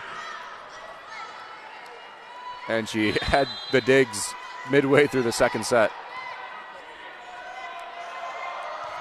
Richmond serves. Koslow digs it out. That's another one. Smith back to Pertzborn. Off the block. Richmond ups. Out of system play for Western. They have to dump it over. Toledo's done so good at keeping Western out of system today. Sierra Pertzborn from right side off the block. There we go. And out the sideline. I was just thinking Pertzborn needs to put more power on the attack. She's simply been really throwing the ball over or tipping all these. Put some real power on that one and tooled the block.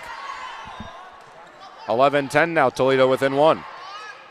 Richmond sets back on the slide. Cassidy Pratley, the freshman, still in the match for Western Michigan. Here's Heitkamp for Toledo on the backside. She gets the kill off the block. Staying ahead of herself in hitting percentage there. 8th kill on her 31st swing. Dug out. Western to Patchett. Patchett can't get it to fall. She keeps the ball up though. And Western can't get it back over the net. Pratley from the right side couldn't roll it over. Again, we mentioned before, 38 sets played, 39 kills, and only 13 total blocks for the freshman middle blocker. Being put in a big situation. Not really sure about that switch from Brown to Pratley at this stage in the tournament, in this sort of stage. But Coach Munson certainly knows more about her team and about volleyball than I do, so I'm sure she's got very good reasons to try it. Alana Erickson back to serve for Western off of a point to the Broncos, 12-12. Molly Brown certainly wasn't playing poorly. 3 blocking touches as well as 4 kills on 12 attempts, but 4 errors and 0 hitting percentage is rare to see from a Western Michigan player.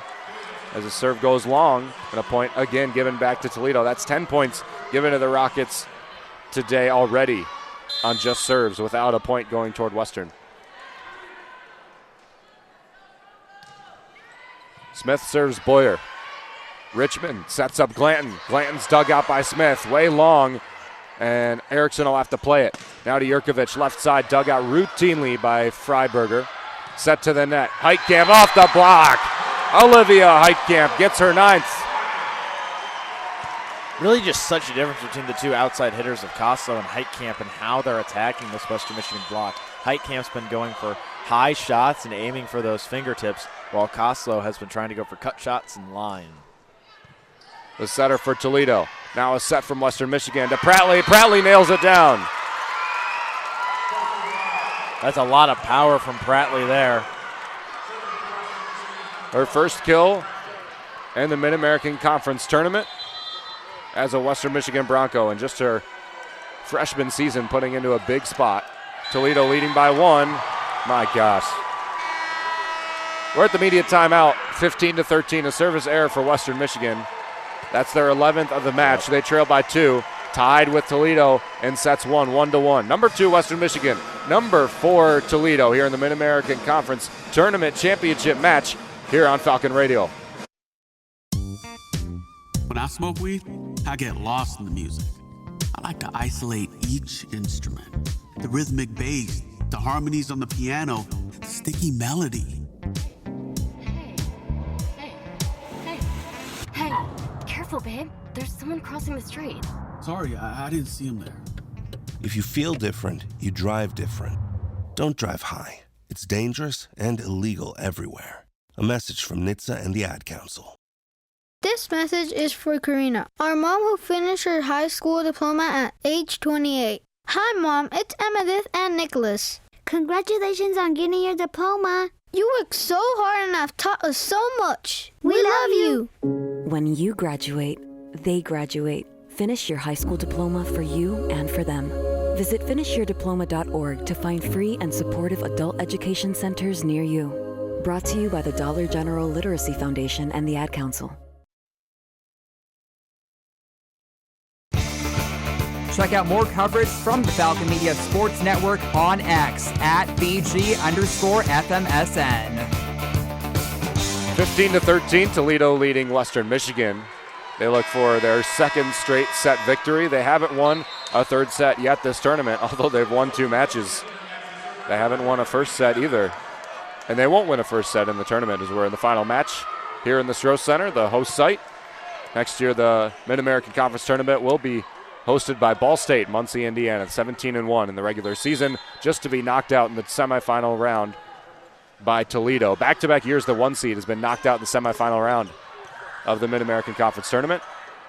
Smith keeps the ball up, back to Western Michigan. Joust at the net, won by Alford. Ball is kept up, it's live. Back to Toledo, to Catalano, left hand. Oh, landed just wide. Might be a challenge. Brian Wright's getting advising from his bench that had a good view down the line. Catalano from the right side pushed it inside the 3-meter line to the left side. Western had no play, so they just let it go, and we're going to see a challenge here. Toledo is challenging the pancake was unsuccessful by Western. Oh, so they're not challenging the ball being out. They're challenging that the ball was not live and that Richmond didn't actually get under it on the point previous. I or thought the ball that previous. might have been the case, but I was not sure. Live, I thought that was the case. Like when the play happened, I Yes. thought they should definitely challenge that. But also there's 2 plays there that you could challenge because that ball at the end looked close. Although they had a good view, more likely the ball hit the floor. Even Western stopped playing there for a second.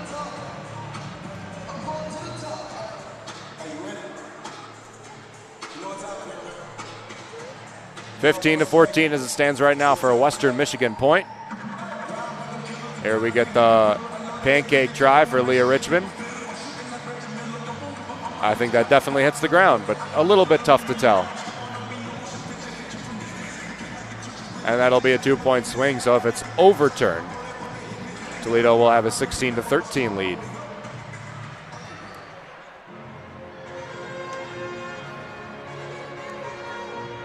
Oh, I mean, that yeah, looks that's Terraflex on the to me. ground. Although, again, really hard to tell. This might be a better view. Nope, never mind. She was kind of blocking the shot.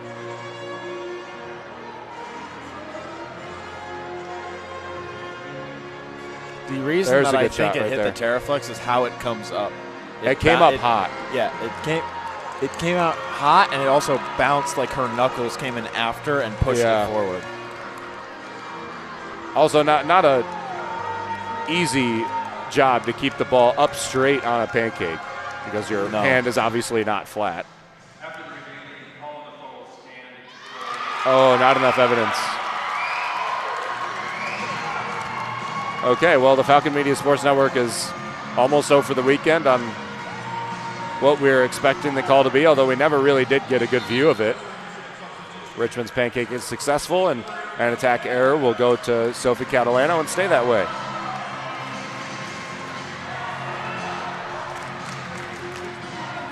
Maddie Kometz will go back to serve, the setter, kind of a serve specialist, also a solid defensive player for Western Michigan in their 1 match played. Maddie Kometz had 10 digs, her highest total of the season. Also 2 aces had Kometz. Toledo with a bump set, and they'll have to dump the ball back over. Western has a chance to tie it here, trailing by 1 midway through this 3rd set. Back to Jurkovic. Jurkovic gets blocked by Toledo. It's back to Western. Jurkovic will get another swing. Tipped by the front court. Now to Koslow for Toledo. Down the line. to Boyer. Now pushed to the backcourt. Metters shut it off. Smith sets to Koslow again. Down the line. Koslow got it. 16-14 off the right arm of the freshman. That's 10 for Jessica Koslow. Another double-double this season. I mean, Toledo is playing the best volleyball by far they have played this season, and we're seeing the best volleyball in the MAC getting played right now. Koslow is now at 3 double-doubles in the Mid-American Conference Tournament. Freiberger bump sets to Catalano. Off the block. Boyer's there. Richmond wins the joust at the net to Pertzborn. She's so strong. She really doesn't lose jousts when she goes up for him. To Jurkovic. Pushes it center court. Freiberger keeps it up, and Pertzborn tips it over at the net. Richmond tries to go back court. A set from Freiberger, who might have set that inside the 3-meter line. The attack from Catalano falls in. That was a really great job by Freiberger. You're right, Ben. She did set it inside the 3-meter line, but she jumped from outside of it over the line, which is why I think the officials allowed it to play on. No one probably knows the rule better than Colleen Munson, an ex-setter herself, and has trained a crew of insane setters for Western Michigan. Metters bumps it. Koslow a swing. Oh, wow. What a way to turn that into a tag. Yeah.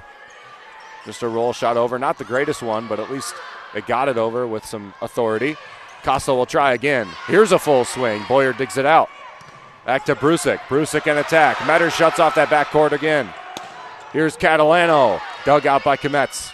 Put it right on Kometz's hands. Metters lets it go over her head.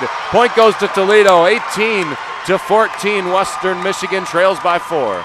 The Toledo block has been so unbelievably good in this third set, especially ever since we reached double digits for Toledo. Freiberger serves. Targets Jurkovic. Richmond sets back. Right side slide for Brusik, and she throws it through. Really great job by Western. Really great job by Richmond and Brusik upping the tempo on that attack there and getting it by the block.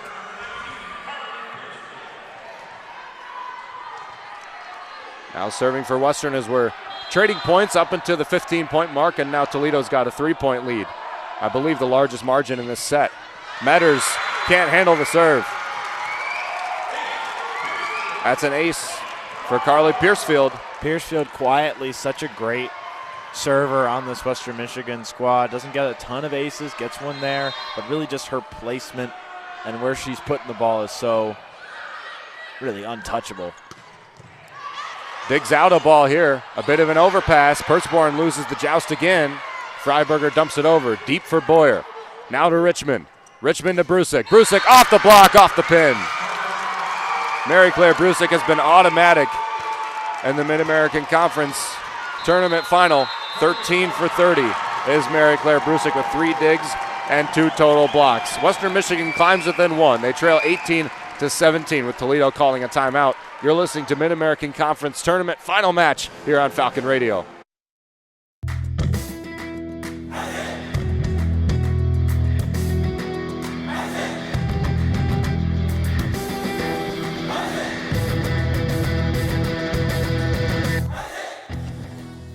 Are you a fan of BG Falcon Media and the Falcon Media Sports Network? You can show your support for BGSU Student Media by donating at the bottom of the page of stories on bgfalconmedia.com.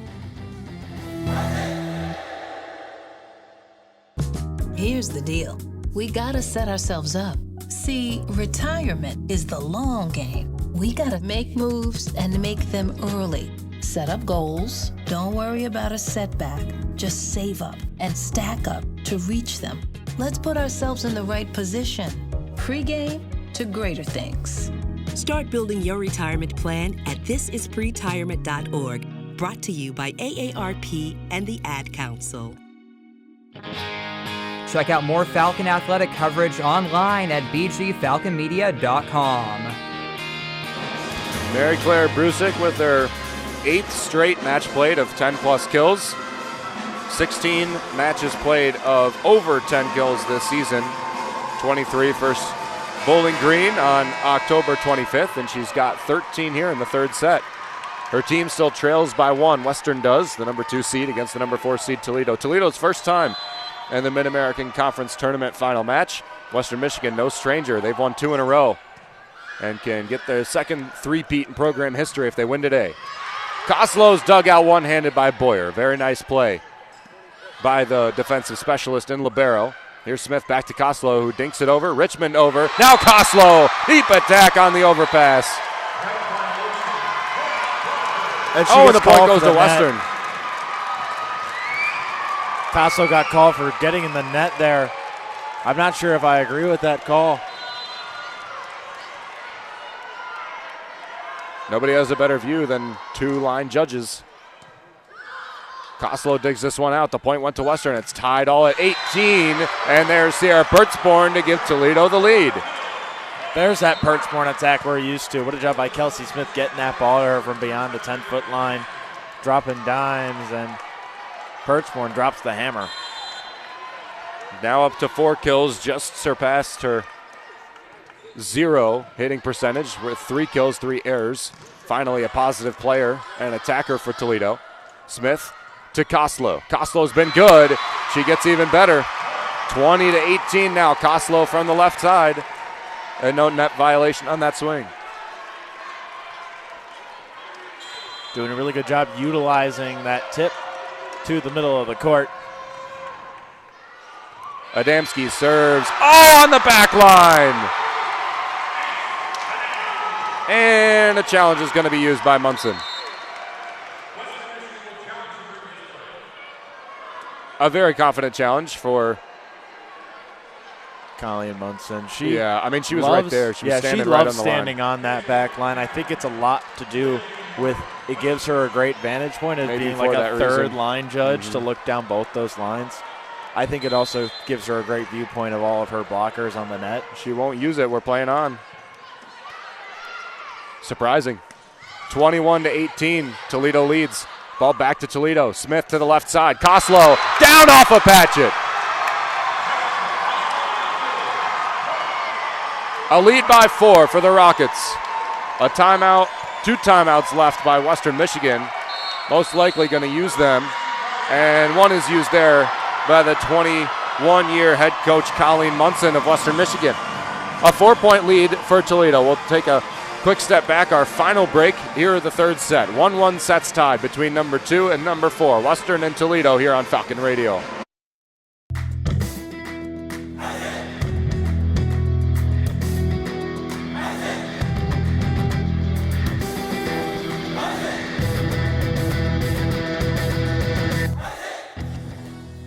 Are you a fan of BG Falcon Media and the Falcon Media Sports Network? You can show your support for BGSU Student Media by donating at the bottom of the page of stories on bgfalconmedia.com. Hey Dad, how do airplanes fly? What's in this box? Is this tree good for climbing? How are babies made? What does this thing do? Kids are curious about everything, including guns. Talking to them about gun safety in your home is a good first step, but you can do more. Always keep your guns locked, unloaded, and stored separately from ammunition. Safe gun storage saves lives. Learn how to make your home safer at endfamilyfire.org. That's endfamilyfire.org. Brought to you by End Family Fire, Brady, and the Ad Council. Check out more Falcon athletic coverage online at bgfalconmedia.com. Back here in the Stroh Center, the site of the 2025 Mid-American Conference Tournament. We're in the final match. Starting at Sunday at 4. We've had 4 matches till this point. Toledo bests Miami of Ohio and Ball State to get here, and Western Michigan has to best Bowling Green to get to this spot. Dynasty in the Mid-American Conference volleyball realm versus Toledo, who's never once made the final match until this year. An attack from Patchett from the left side. A timeout successful by Colleen Munson. Gets her offense back on track. Still trailing by 3, though. Cassidy Prattley back onto the floor for Western Michigan. The freshman, 38 sets played regular season. First sets played in the Mid-American Conference Tournament today, as there's a service error against the Broncos. That's their 12th. But it's a bit confusing to me, Andrew, that you pull out Molly Brown, who's a veteran grad student middle blocker, for Prattley, who's barely if ever played. And you're still getting touches to your outside hitter, Mia Jurkovic, who's got a far negative hitting percentage. Yeah, it's questionable. Honestly, you might even take Brown and stick her at that outside hitter position. She could definitely step up to that challenge. She comes around on the slide so often anyway, and then you beef up your blocking. She hasn't attacked this set. Leah Richmond, a nice serve dug out by Toledo. They have 23 to Western's 22. Dug out by Koslow, the freshman. To the left side, Heitkamp rolls it into Boyer. To the middle now, Glanton, kept up by Pertzborn. Smith to Heitkamp. Heitkamp gets it on the back line. Set point for Toledo.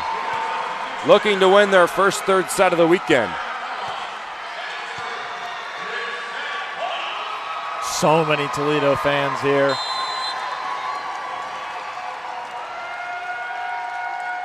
The serve coming from Toledo to Western Michigan, 24-20. Toledo leads. Dug out by Pratchett. An overpass attack from Heitkamp and a dump play over to Western. Toledo can end it here. Kelsey Smith with the setter dump, and it's dumped back over by Western. That would have been an electric way to end it. Smith will try again to the left side. Heitkamp off the block. Pratchett keeps it up. Pratley now back to Toledo. Smith to the left side. Heitkamp again off the block, over her head, and the point goes to Western. It landed on the line. Really good job by Western. They do this so often where it feels like they're scrambling around trying to make something happen when really they keep their opponent right where they want them. Good job resetting, good job staying in position, and they find a way to stay disciplined on that block and put it down. And still set point for Toledo, 24-21. You feel good if you're the Rockets. You get the first swing. The service from Alana Erickson. 22 aces, 29 errors in the regular season for Erickson. Targets Adamski. Nice to Smith. Smith to the middle. Alford dinks it over. Now back to Western. They'll get a swing. Boyer to Jurkovic. Jurkovic from the left side. Dug out. Smith has to poke it over. Alford kind of picked Smith away from the ball there. Jurkovic gets her second swing. It's upped by Heitkamp. Heitkamp from the left side. Off the block. Richmond dives to keep it up. Set from Jurkovic. Right side. Pratley. Back up in the air on the Toledo side of the court. Heitkamp off the block and down. Toledo has won the third set. Heitkamp stalled in the air there, waited for the block to fall a little bit, and then basically threw the ball over on a tip and got it in between the blocker's arms and got it to the floor. Toledo now with 2 sets won to 1 set won to Western Michigan, looking for their first ever Mid-American Conference Tournament Championship in their first ever appearance. The 4th set coming up here from the Stroh Center on Falcon Radio.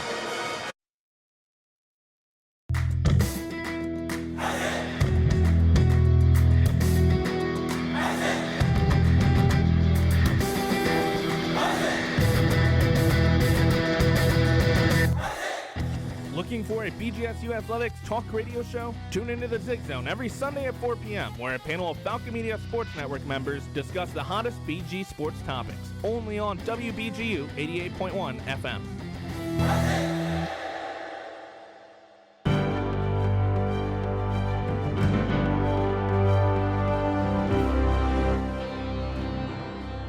On November 16th, 2024, BGSU Volleyball defeated Ohio in 5 sets, clinching their 7th regular season championship under head coach Daniela Tomic. Falcon Media Sports Network's Chaz McNeil had the call on WBGU 88.1 FM. Picked up on the attack, Archinska off the block, saved by LaPinta. Over is on the attack is Hovey. The Falcons have done it.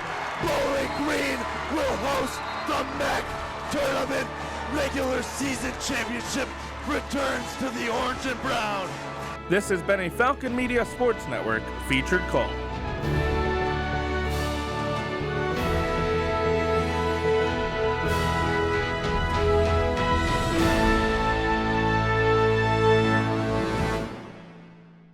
There's danger out there. It lurks on highways and quiet neighborhood streets. It's more likely to kill you than a shark, and more terrifying than the biggest snake.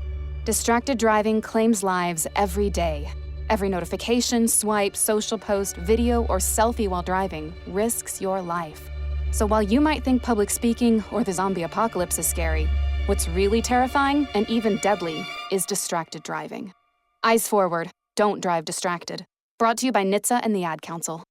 Check out more coverage from the Falcon Media Sports Network on X at BG_FMSN. Neither Western Michigan nor Toledo received a single vote in the 2025 Mid-American Conference Volleyball Coaches Poll. Before the season started, Western Michigan projected to finish 4th, and Toledo projected to finish 6th. Western Michigan finished 2nd, Toledo finished 4th, and both of them are teams in the Mid-American Conference final match today. The only two teams that received votes were Bowling Green with 10 and Ball State with 2. Both of them eliminated in the semifinal round. Ball State by Toledo and Bowling Green by Western Michigan. Ben Korak here with Andrew Smith from the Falcon Media Sports Network. Andrew, we might be witnessing history here in the Stroh Center. Toledo has never won a Mid-American Conference tournament, and they're one set away from doing so now with us heading into the 4th set. They have just played so well. Like, I can't understate how impressed I've been with their poise in these situations. I mean, they're playing Western Michigan's game. They're not letting the ball touch the floor. They're showing incredible hustle, and they're staying really disciplined on the block. And in response to that, Western Michigan's made a few uncharacteristic mistakes on their side of the ball, and it's led to Toledo taking this 2-1 match lead.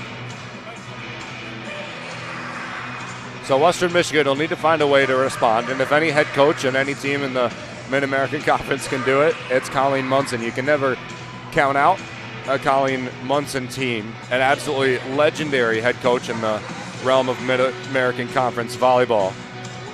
Currently the winningest head coach in MAC volleyball. 11 20-win seasons, including 8 in a row from 2005 to 2012, 5 NCAA tournament appearances, 6 regular season championships, 3 MAC tournament championships, and 52 all-MAC players coming into this season. Impressive marks all around for Munson.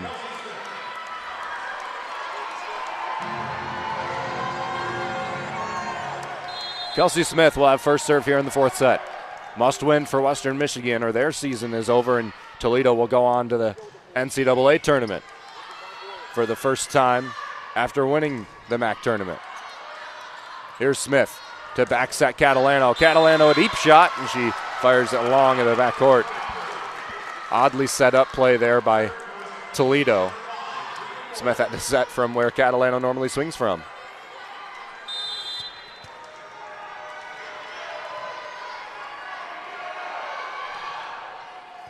Back to Toledo. Koslow gets the dig. Smith sets it back to Catalano.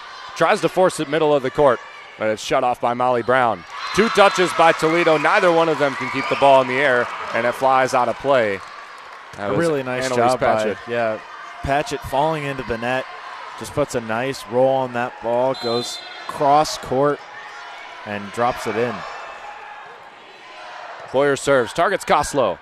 Smith back sets to the right side. Catalano just dug out by Richmond. Glanton is going to need 4 touches to get it over. She tried to go for a swing on second touch and not set it up.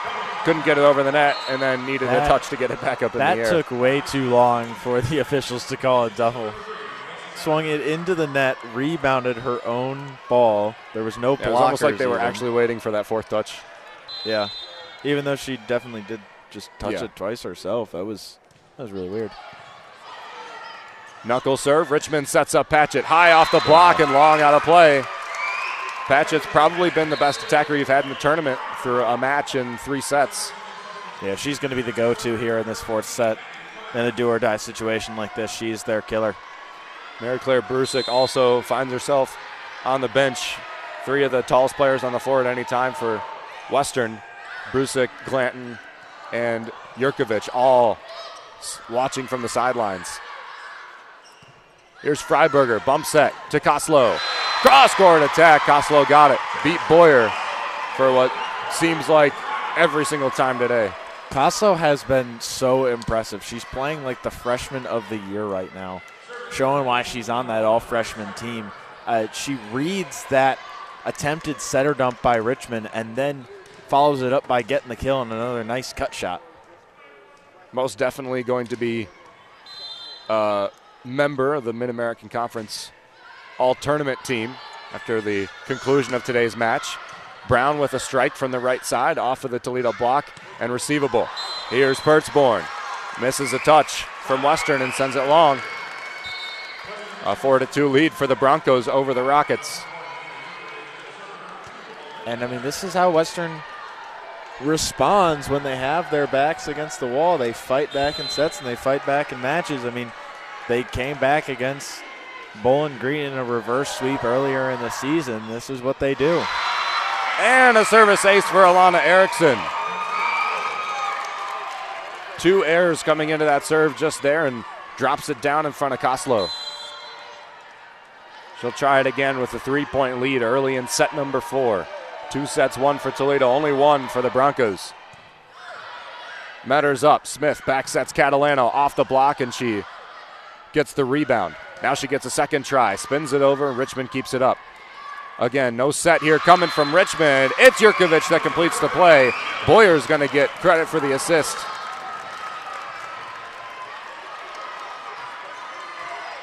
Jurkovic has struggled today, certainly. That's only her second kill. She's got almost 40 attacks, Andrew, and only her second kill. Just so far a disappointing game from her, but she can turn it around still. All she needs is a couple. Koslow has to dump. Back to Western Michigan. On the right side, Brown is blocked. Boyer keeps it alive, and then Toledo gets it back over on their reception. Now to Jurkovic, who's dug out by Kelsey Smith. Bump set Freiberger. Koslow middle court. Off the top of the net. Up high in the air. Returnable for Western, but they have to dump it. Now right side, Catalano for Toledo. Dug out by Kometz. Jurkovic is blocked. It's up in the air on 3 touches by Western. They just won't let the ball fall. Right side again. Catalano off the block. Boyer dives to keep it alive. Long rally here between the Rockets and the Broncos. Koslow can't get it over the net. It ends on an attack error for the rookie Jessica Koslow. And a long rally falls to Western Michigan. I think Western Michigan got away with 2 lifts in a row there to get that one back over the net, but a really good job by them to keep it alive and actually coming out with the point there. That was really impressive. Smith back sets Catalano. Boyer saves the ball over her head. Jurkovic with a blast off the block. Now the rebound comes back to Toledo. Boyer keeps it up in the air. Erickson does the same, but over into the press bench. High effort from the backcourt of Western Michigan, but neither save is able to set up a shot.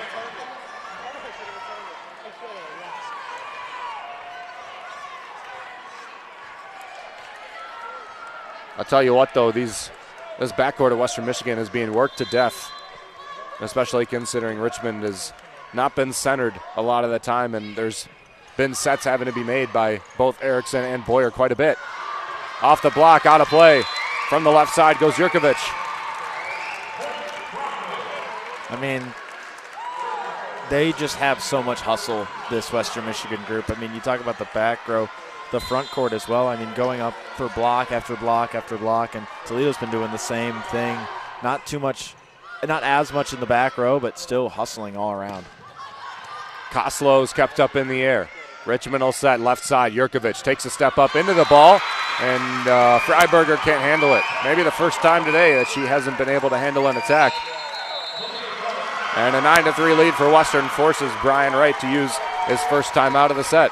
The fourth set, very important for both sides. Toledo looking to win it here, and Western looking to force 5. You're listening to the Mid-American Conference title match here on Falcon Radio. Mom was always very organized. But my sister and I noticed she started to forget things. Telling my girls about my Alzheimer's diagnosis was hard. But Mom's early detection gave us time to make a plan. My sister and I were there for Mom and each other. If you or your family are noticing changes, it could be Alzheimer's. Talk about seeing a doctor together. For more information, visit alz.org/time to talk. A message from the Alzheimer's Association and the Ad Council. Imagine home. The smell of coffee, the sound of a lawnmower, the sun's warmth on your face. Free to be yourself, surrounded by love that helps you grow. This is a place to call home. That's an American dream we all deserve. But in 50% of U.S. states, you could legally be denied housing if you are LGBTQ+. Get the facts and hear real stories at lovehasnolabels.com. Brought to you by Love Has No Labels and the Ad Council. Check out more coverage from the Falcon Media Sports Network on X at BG_FMSN. Back here in the Stroh Center, Western Michigan feeling pretty good right now. Leads Toledo by 6 here in the fourth set, but their backs are against the wall. They need a set victory here to force 5. Other issue for Toledo, Andrew, is that if you do have 5 sets, Western Michigan's going to have all the momentum and all the advantage having coming off a set victory going into that 5th.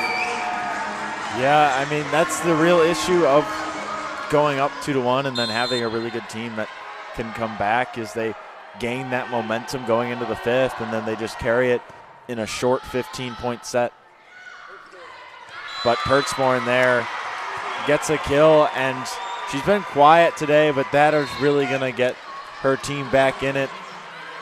I mean, down 9-4, you're still in a position where you can come back very quickly in this set and make it very, very competitive, but you need to do it fast because you can't let Western Michigan stay this far ahead for too long. To the left side, Jurkovic for Western Michigan. Off the block, dug out by Toledo, and they dump it back over off of Freiberger. Now back to Western. Richmond sets up Brusik. Brusik's blocked for maybe the first time today. Jurkovic with her attack. It's back to Toledo. Heitkamp pushes it around the correct side of the pin. Now back to Brusik. Brusik tips it over the block. Pancake attempt by Kelsey Smith, but it hit the floor, and the point will go to the brown and gold.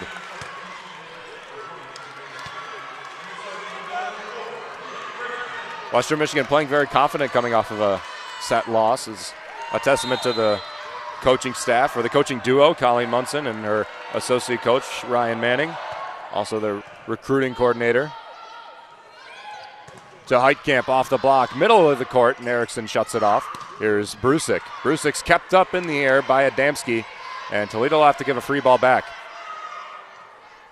Glanton from the middle. Beautiful for Amanda Glanton. 11-4, Western Michigan leads. That's a really good middle ball, really good play to run in that situation. You have Toledo backed up. You have them on their heels, and the last thing they're going to expect in that situation is a middle attack from your lesser-used middle blocker.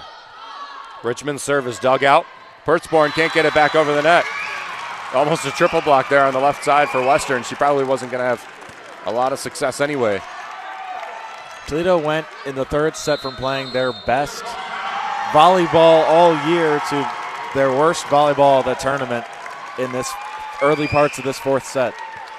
We have another timeout here, but we'll stick through it. Mary Claire Brusik leads the entire match with 14 kills on 35 total attacks. She has not yet registered an attacking error, although 4 separate players for Western Michigan do have 4 attacking errors. That's Patchett, Brown, and Jurkovic. Patchett, the second leader for Western Michigan, with 10 total kills. She's been very good in the last 2 matches played, last night against Bowling Green and then tonight against Toledo. On the side of Toledo, Jessica Costello leads with 13 kills. Olivia Heitkamp has 11, and Sophie Catalano has 9. But a pretty sizably lower hitting percentage for Toledo. They just made a lot of attacking errors, 9 more than Western Michigan has, and 2 less attempts. Yeah, Western's been doing a great job so far here in this match, and especially in this set, hitting effectively and hitting to their spots, and that's partly due to how great Leia Richmond has been. 33 assists already in this one, leading everybody in that category, being the setter for the Broncos. And in her first full year playing after redshirting last season, she has been nothing short of just impressive and consistent, and that same sort of consistency that Logan Case had, and it really shows how great of a coach, and specifically setter coach, Colleen Munson is. 12 assists for Toledo out of system. Only 30 assists for Kelsey Smith to the 42 total. And 7 for Western Michigan, who have been good out of system, but both teams, as you mentioned earlier on in our broadcast, Andrew, really trying to force players, not the setter, to be able to affect the offense. There's a point right out of the timeout by Brian Wright to Western Michigan. I believe it was Glanton in the middle that got the last touch. Forced it down past all of the Toledo Rockets. Now this is very interesting. Yeah, the other Toledo setter just checked into the match. Yeah, Gabby LeBlanc coming in to the match, most likely to play defense. Adamski off the floor. No, she's setting now. Kelsey Smith's going to get an attack. Her attack, first attack is kind of a push one and is blocked. Heitkamp spins it through. No blockers up to Olivia Heitkamp. I think the blockers were a bit perplexed as Kelsey Smith lining up as a right side now for the Rockets. No blockers there on Heitkamp. What? I'm confused on what the Broncos were thinking there. They've been so disciplined on the block all tournament long. LeBlanc only has 27 sets played, mostly a serve specialist, only 14 assists. And another attack there for Heitkamp, another kill there for Olivia Heitkamp.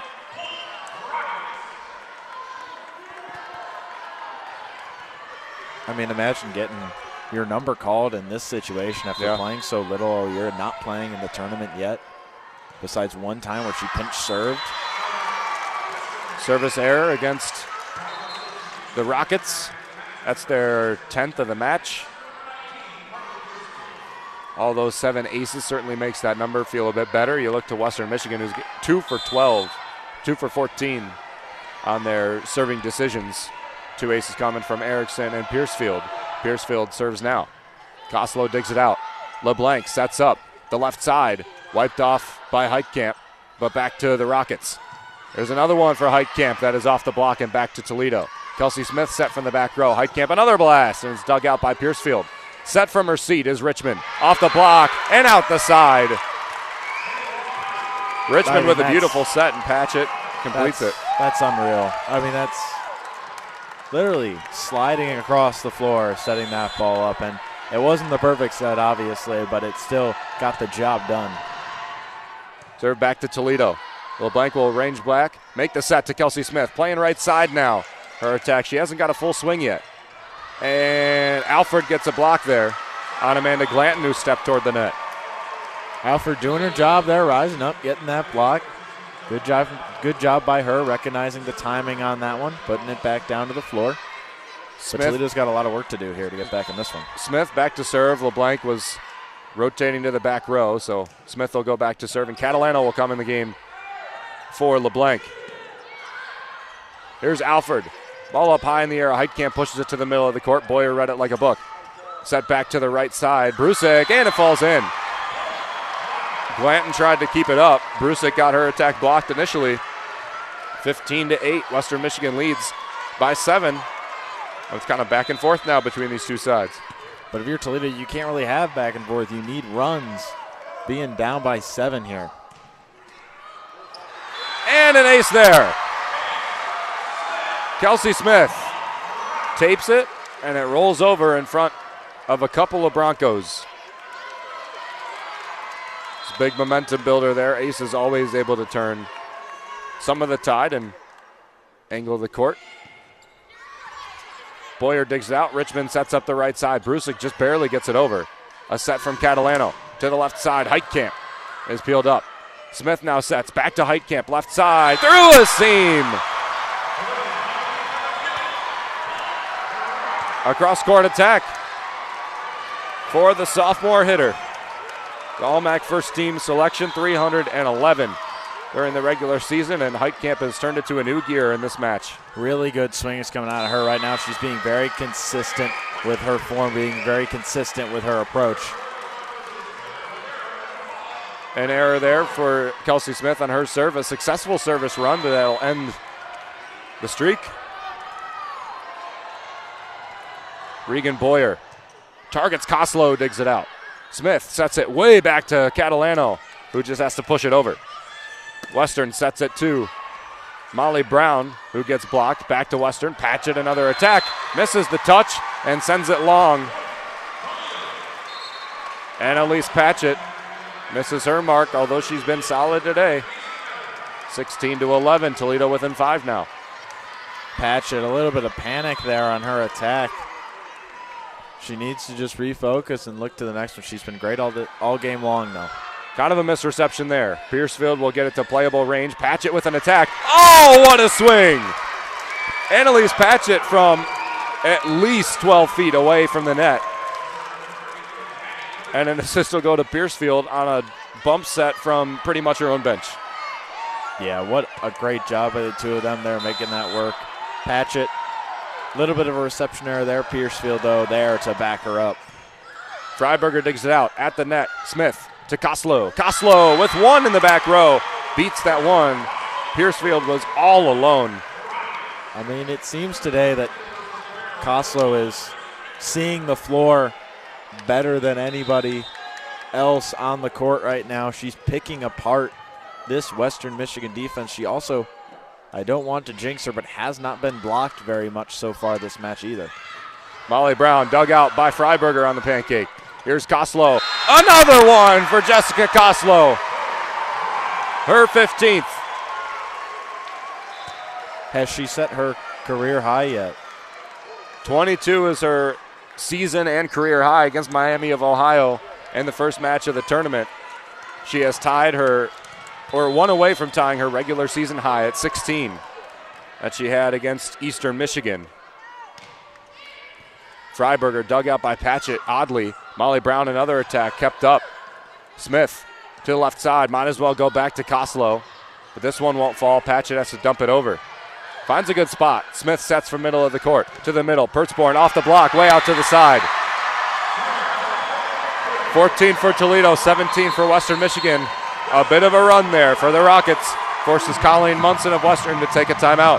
17-14, Western leads and a must-win fourth set for the Broncos as their backs are against the wall. You're listening to the Mid-American Conference Tournament Championship here on Falcon Radio.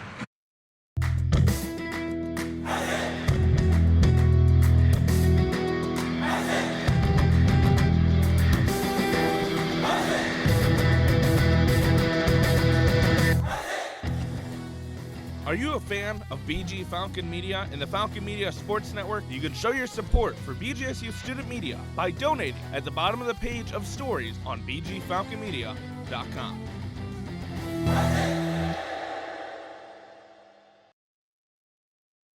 How serious is youth vaping? Irreversible lung damage serious. 1 in 10 kids vape serious, which warrants a serious conversation from a serious parental figure like yourself. Not the seriously know-it-all sports dad or the seriously smart podcaster. It requires a serious conversation that is best had by you. No, seriously, the best person to talk to your child about vaping is you. To start the conversation, visit talkaboutvaping.org. Brought to you by the American Lung Association and the Ad Council. Check out more coverage from the Falcon Media Sports Network on X at BG_FMSN. Western Michigan only leading by 3 now. They were leading by 8 at one point, and Toledo has battled their way all the way back with a lot of momentum. It's easy to generate momentum here in the Stroh Center, only about 30 minutes from Savage Arena, around there, where Toledo calls home, and a large fan base here for the first ever final match in the Mid-American Conference Tournament for the Rockets. Koslow, dug out by Piercefield. Richmond sets up left side, Patchett. Patchett can't get it to fall too high in the air for no one to get there. Koslow with an attack. Off the block, lets it fly over her head. Another point to Toledo. I just looked at the dig totals for this game. Western has 92. Toledo just reached 100. Oh, my goodness. 25 for Freiberger, 22 for Koslow, 19 for Kelsey Smith, 25 for Boyer, 22 for Richmond, and 9 for Maddie Kmetz. Richmond sets up left side. Patchett gets blocked. It's back to Western Michigan. To the middle. Molly Brown rolls it over. Catalano gets it up. Smith sets left side. Koslow pokes it down the line. Piercefield's there to shut it off. Now left side. Patchett sends it over the heads of the Rockets. Brian Wright is hype. So are the Toledo fans here in the Stroh Center. 17-16 with a 1-set lead, 2-1 over Western. A timeout left for Western Michigan, none for Toledo. Grace Freiberger serves. Piercefield to Richmond. Richmond backsets Molly Brown off the block and down. Koslow up on a solo block there and got all the ball, but was not able to reach over the net enough.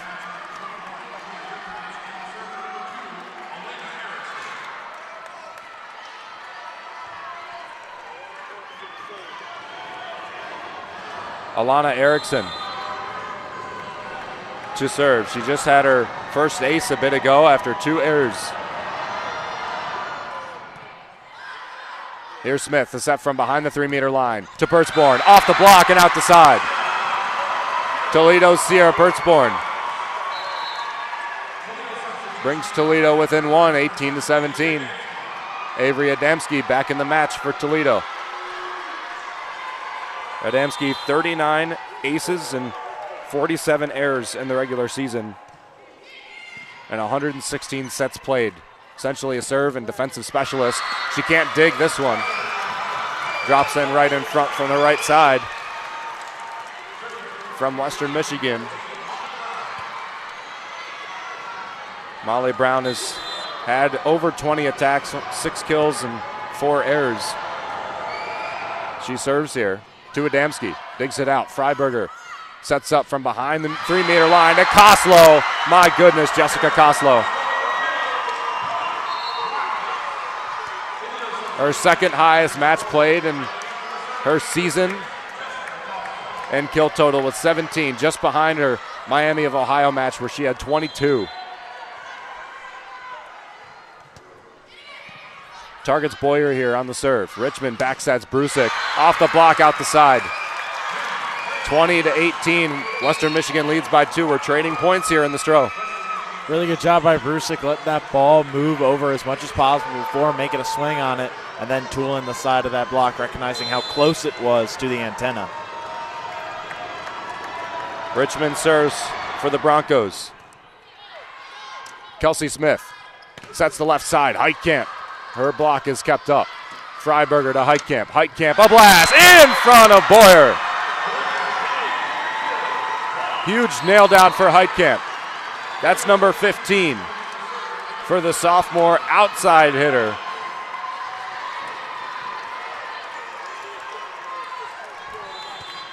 A 100 kills exactly out of 181 today for Toledo from that left side between Heitkamp and Koslow. They still need a break point here, though, in this 4th set. 20-19, Western leads. Big swing. Jurkovic nails it down. We were talking about the struggles of her all game long, but that's a really nice swing there. Gets her back in the scoring column. It's a very clutch swing, too, putting her team back up by 2. For so long, we had such fabulous defense, and now it just seems like every first ball is finding its way to the floor, Andrew. Takes a lot of effort and a lot of hustle to play defense and volleyball, especially in the back row. And the blocking, you get tired of jumping as well. So safe to say everybody in the court's tired right now, and the offense is kind of winning out. Smith sets the left side. Heitkamp is blocked. It's back to Toledo. Adamski will set. Back to Heitkamp. Heitkamp has to push it over. Richmond back sets. Brusik now for Western. Brusik misses the hands and misses the court wide into the Toledo bench. And that's an example of being tired. Also, Brusik was a little bit flat-footed there. Got too much underneath the ball, and that ball just sailed way too far along on that far side. 21-20, Western Michigan leads here in the 4th set. Must win for Western to lengthen their season, and Toledo wanting to end it here in 4.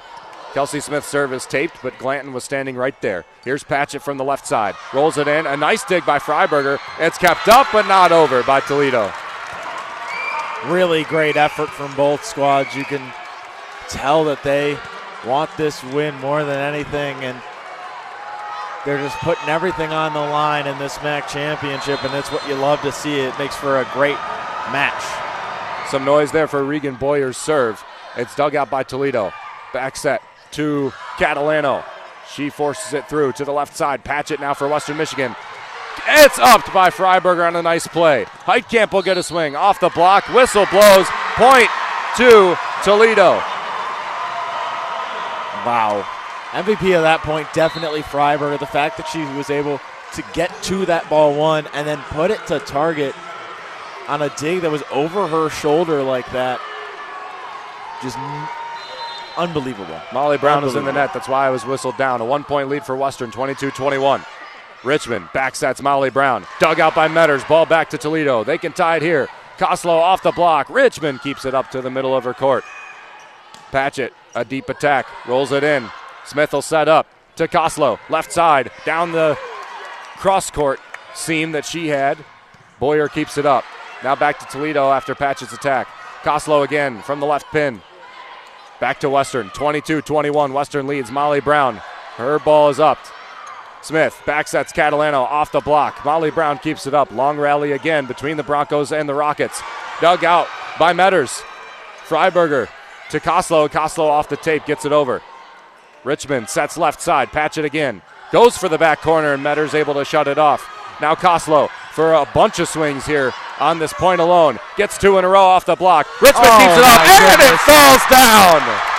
Are you serious? Toledo ties it up. Koslow. Oh my goodness, the presence of mind to go for the tip. The presence of mind to go for the tip and just drop that in. Nobody besides Richmond even had a chance of getting anywhere near that ball. And Richmond was so tired from sprinting all the way around the court during that rally that she couldn't field it cleanly. A lot of panting, a lot of hands on knees for a lot of players on the court right now. 22-all. Toledo can win their first ever MAC tournament championship with a set win here, and Western wants to force 5. Glanton with a big rip. Kelsey Smith sets up Catalano. Catalano gets dug out by Richmond. Back to Western Michigan. Molly Brown dug out by Smith. An out-of-system set here. A bump set from Freiberger. Cross-court attack. Koslow. She got it! And her timeout. Yep. The final timeout of the fourth set. You hear the Toledo crowd. 23-22. The Rockets lead Western Michigan in their first ever Mid-American Conference Tournament final match appearance. Andrew, what a match it's been, and how tight has this match been to possibly end in 4 here with a couple of Toledo points? Oh my goodness, this has been some incredible volleyball by both of these squads. I mean, Toledo has put themselves in a position to win here in 4, which I really thought we were going to see a 5th set when Western went up big. We might still see it. You can never count out the Broncos. You can never count out a Colleen Munson-led team. I can't believe Boyer let that ball go. On that swing from Koslow, she placed it so well on that cross. I really thought Boyer would know to dig that one out, but this she late let it in go. such a big game, I think you have to play it. Yeah, absolutely. I mean, you have to play anything close. You can't leave anything to chance, and that's what Boyer did there. Toledo was under the impression that Western Michigan used a timeout, but a review might have been initiated there by the Broncos. A timeout was taken off of the screen here. Brian Wright clearly not happy, so I think Colleen Munson used a challenge as her timeout instead of actually using her timeout. The timeout was taken off of the board, though, here in the Stroh.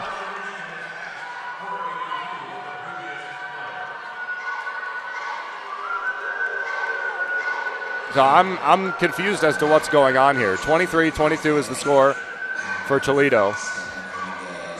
Now that attack by Koslow, I mean, I guess there's a chance it landed wide, Andrew? There's a sizable chance. Yeah, sizable chance it landed wide, but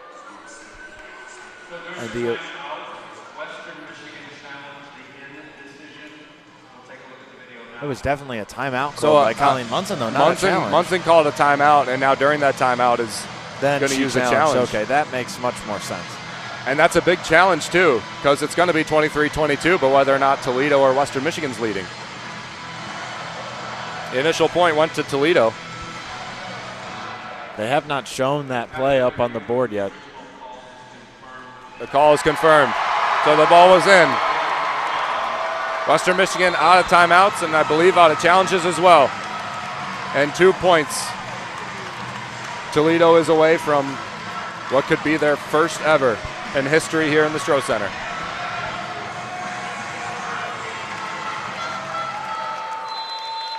How unbelievable that would be, Toledo winning their first ever MAC tournament inside the Stroh. Piercefield up. Richmond sets up Molly Brown. Who's blocked? And who else but Jessica Koslow? Match point for Toledo for the first time in Mid-American Conference tournament history since 1980. Macy Metters serves. Targets Patchett. who gets it up to Richmond. Richmond to the middle, and Glanton goes off the block and down. And that is this Broncos team. There's no panic, no confusion, no hesitation in these Broncos. They knew exactly what they were doing on that play there, and they played it to perfection. Maddie So commits poised. to serve for Western Michigan. Gets it over to Freiberger. Kelsey Smith sets up, left side. Koslow with an attack. Dog out! Here's Patchett. She rolls it over to Metters. To Kelsey Smith. To Koslow. Off the block, upped by Boyer. Western Michigan needs it. To Patchett. Off the block, up in the air. Back to Toledo again. Kelsey Smith to Catalano. Catalano's dug out. Now to the left side. Patchett off the block and out the side. Western Michigan has tied it up at 24-all, and we have extra points here in the fourth set. Wow. So many rallies here in both the third and the fourth set. Just back and forth, back and forth. Maddie Kometz to serves. And long of the back line. It's match point again for Toledo, 25-24. Everybody on the Stroh Center, besides maybe a few Western Michigan fans, are on their feet right now. Grace Freiberger to serve. Second in the Mid-American Conference in aces in the regular season. Dug out by Patchett here. Richmond back to Patchett, left side, and she nails it through. A big swing by Annalise Patchett, maybe the biggest of her life. And then a fist pump right after. She's getting loud for her teammates as she checks out on the floor, trying to keep them hyped up and keep them focused. She's off the floor. Jurkovic is on. Alana Erickson back to serve for Western Michigan. Tied up at 25-all. Metters to Smith. Smith sets Koslow. Koslow gets blocked. It's upped by Metters. Back to Toledo. Smith to Koslow again. It's poked back by Molly Brown of Western Michigan. Now a right side attack by Catalano. She's stuffed! Molly Brown, a huge block for Western. And now match point is lifted away from the Rockets, and set point is here to Western Michigan in set number 4. And the W's are up in the air for Western Michigan. Erickson serves, Metters up. A bump set from Catalano to Koslow, off the block, and it'll fall in. Toledo has tied it up 26-all. The Rockets lead 2-1 here in the fourth set. Really good job there by Catalano, communicating with her setter of Smith. I'm going to take this ball, and then bump setting it high and tall perfectly to Koslow. So back up even. Boyer digs it out. Richmond has to range over to set. Jurkovic with a blast. Dug out for Toledo. Smith to Koslow. Off the block, and it falls down.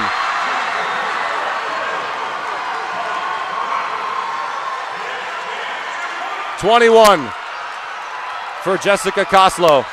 21.5 points to lead the match. Avery Damsky to serve. Match point for Toledo. Regan Boyer to Richmond, to Jurkovic. She can't get it over the net. University of Toledo, you have won your first ever Mid-American Conference Tournament. After 41 years of never having made, you are going home the champions.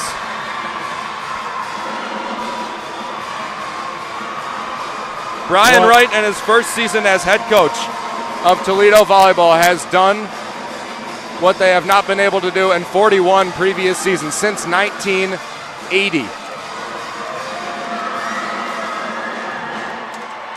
Wow.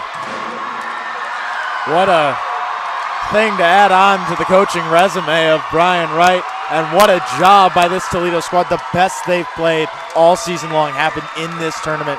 Seemed to get better and better and better as the matches progressed.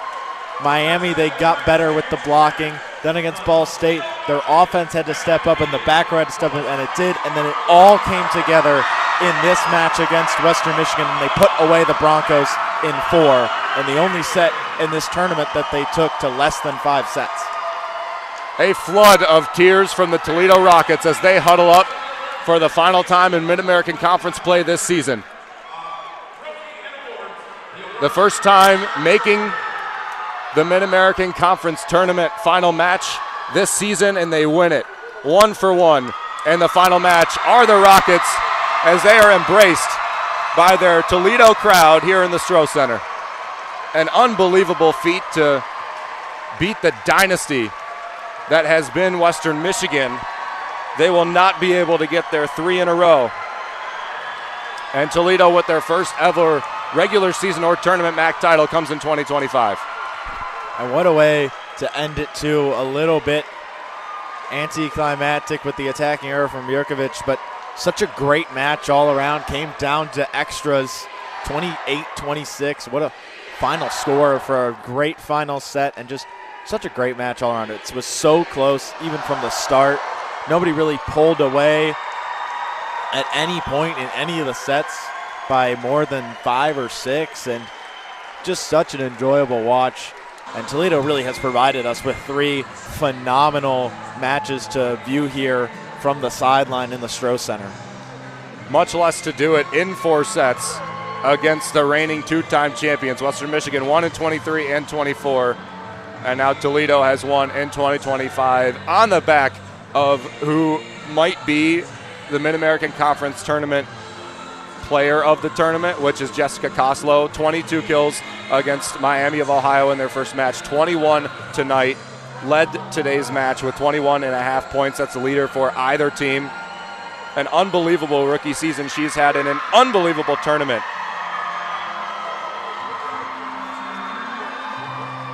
I mean, she stepped up in a way that you rarely ever see from a freshman in every aspect of the game, not just with the 21 kills, but also she played great from the back row, had a few great serves as well. Her blocking was phenomenal. She had that great block against Molly Brown in the very last part that really put Toledo at match point originally in that 4th set.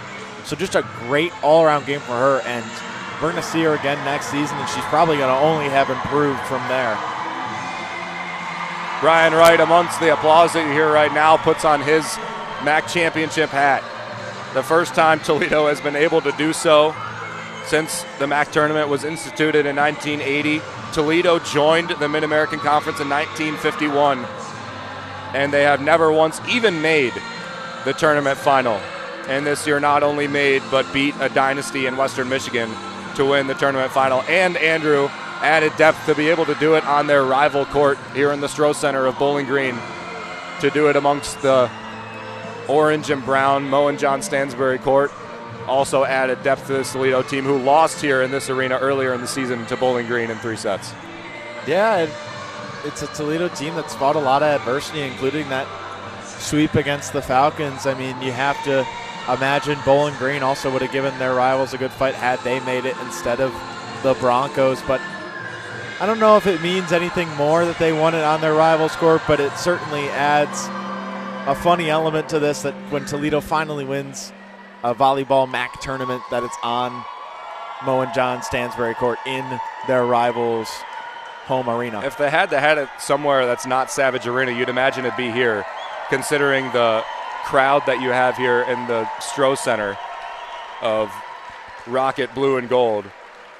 Like we mentioned before, so local, and for the first time ever, I'd imagine no matter where you are, you'd want to get out here and watch what's a historic day for Toledo volleyball as they get ready to present the awards, the trophy, the medals, and the Mid-American Conference Tournament MVP. We'll take a quick step back and bring you back here to the Stroh Center for our final post-game show of volleyball in the Mid-American Conference and from the Falcon Media Sports Network this season. You're listening to Mid-American Conference Volleyball here on Falcon Radio.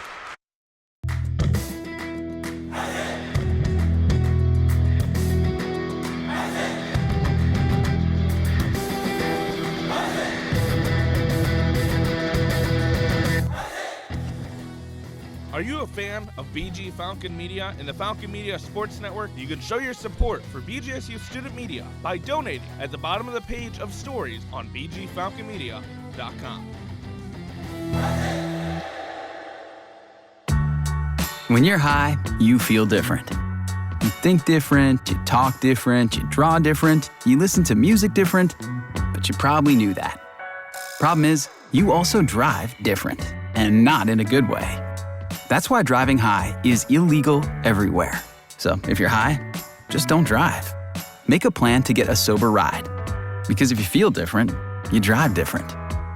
Brought to you by NHTSA and the Ad Council. Get hurt in the game? We tough it out. Feel exhausted?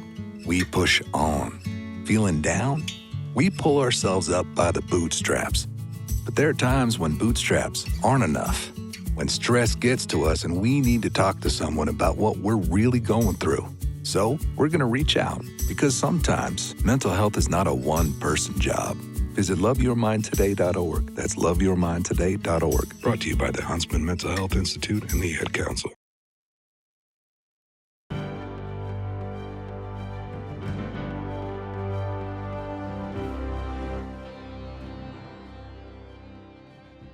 On February 11th, 2025, BGSU senior forward Marcus Johnson nailed an improbable corner three-pointer at the buzzer to give Bowling Green a lead over the Ohio Bobcats going into halftime. Falcon Media Sports Network's Tyler Kavlitz had the call on Falcon Radio. Thomas looking for someone to inbound it to. Gets it to Johnson. Corner three, fading away to baseline. Marcus Johnson nails it. Bowling Green goes into half with the 2-point advantage, 34-32 on the miracle shot by Johnson. This has been a Falcon Media Sports Network featured call.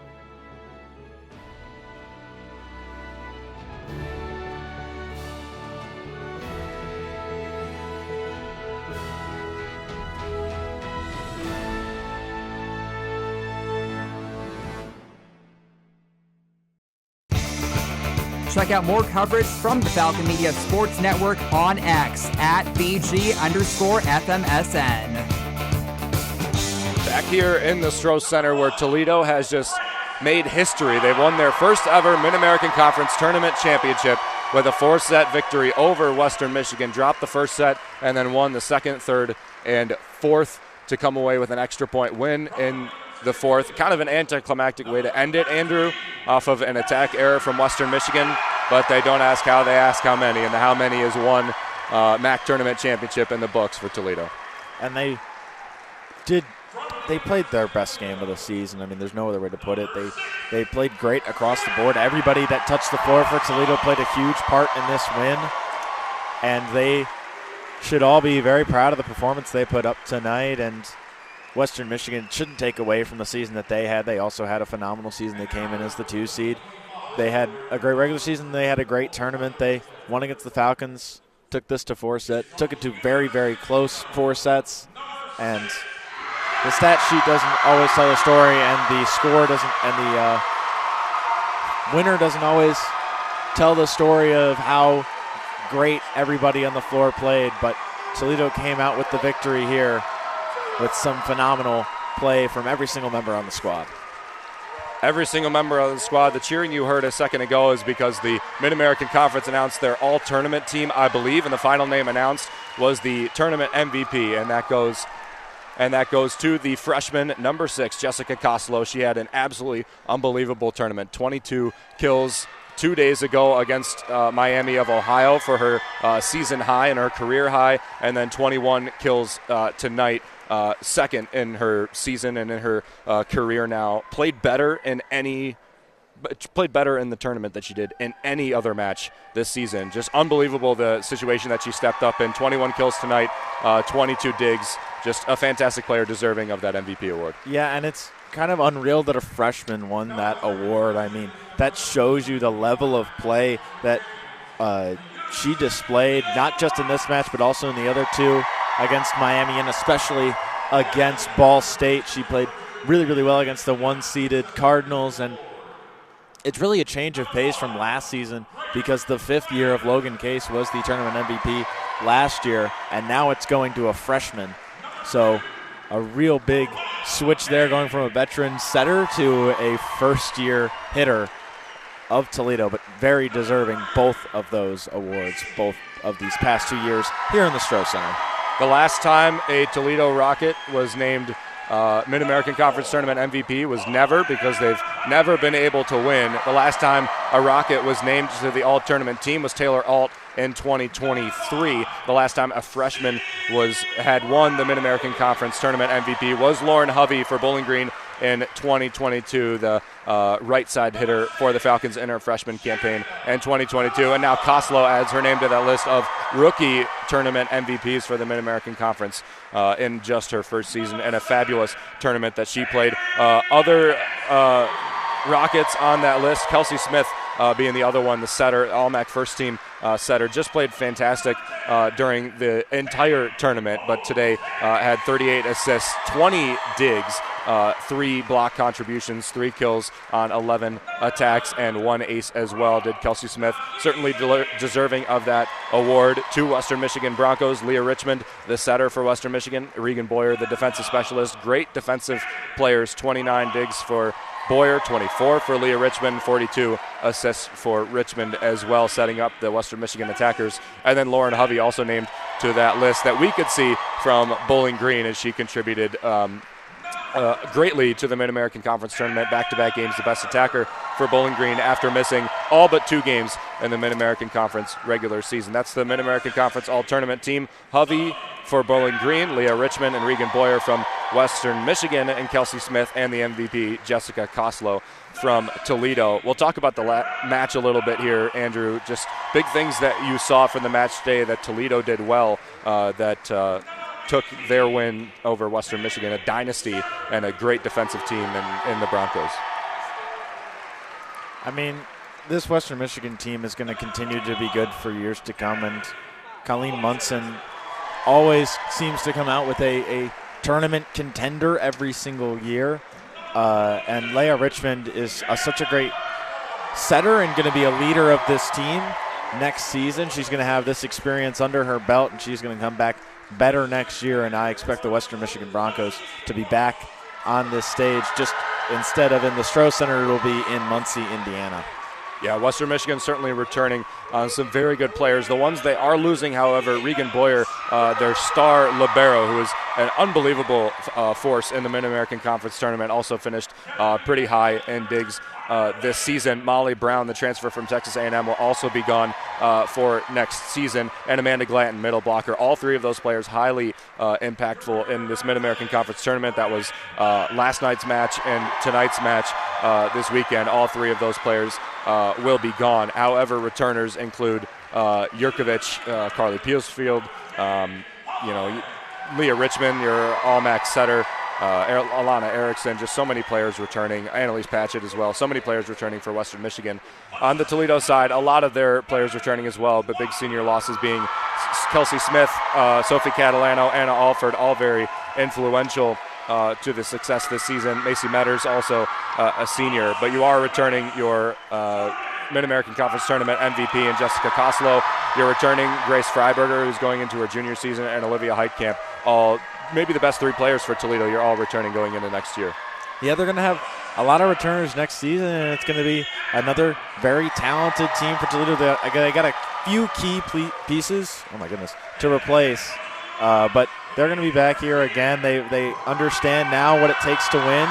They're going to get a shot in the NCAA tournament in a couple weeks from now, and we'll see how they do in their first round matchup, and we'll see who they face off against. But this team, under the leadership of Brian Wright, is going to do incredible things for years to come now. Western Michigan, 16-15 regular season. The number 2 seed with a 13-5 overall MAC record falls in the final match of the season in the MAC tournament final in 4 sets to Toledo. And Toledo, who went 20-10 in the regular season, 11-7 for the number 4 seed, wins their first ever Mid-American Conference title and their first ever Mid-American Conference tournament appearance. Did the Toledo Rockets in the first season of head coach Brian Wright. An unbelievable start to what is sure to be a long career with the Rockets. That'll conclude the volleyball portion of our broadcast today from the Falcon Media Sports Network. Andrew, unless something crazy happens like it did last season with the NIVC, I am pretty sure that this is going to be our last broadcast for volleyball from the Falcon Media Sports Network. Just wanted to say it's been a pleasure calling with you all year long. I know we each had our fair share of solo, but when we're able to be together on a couple of road trips and then here in the Stroh Center, it's been a blast calling with you for some great volleyball matches this year. Yeah, it's been great. We've watched some great volleyball, and it all culminated here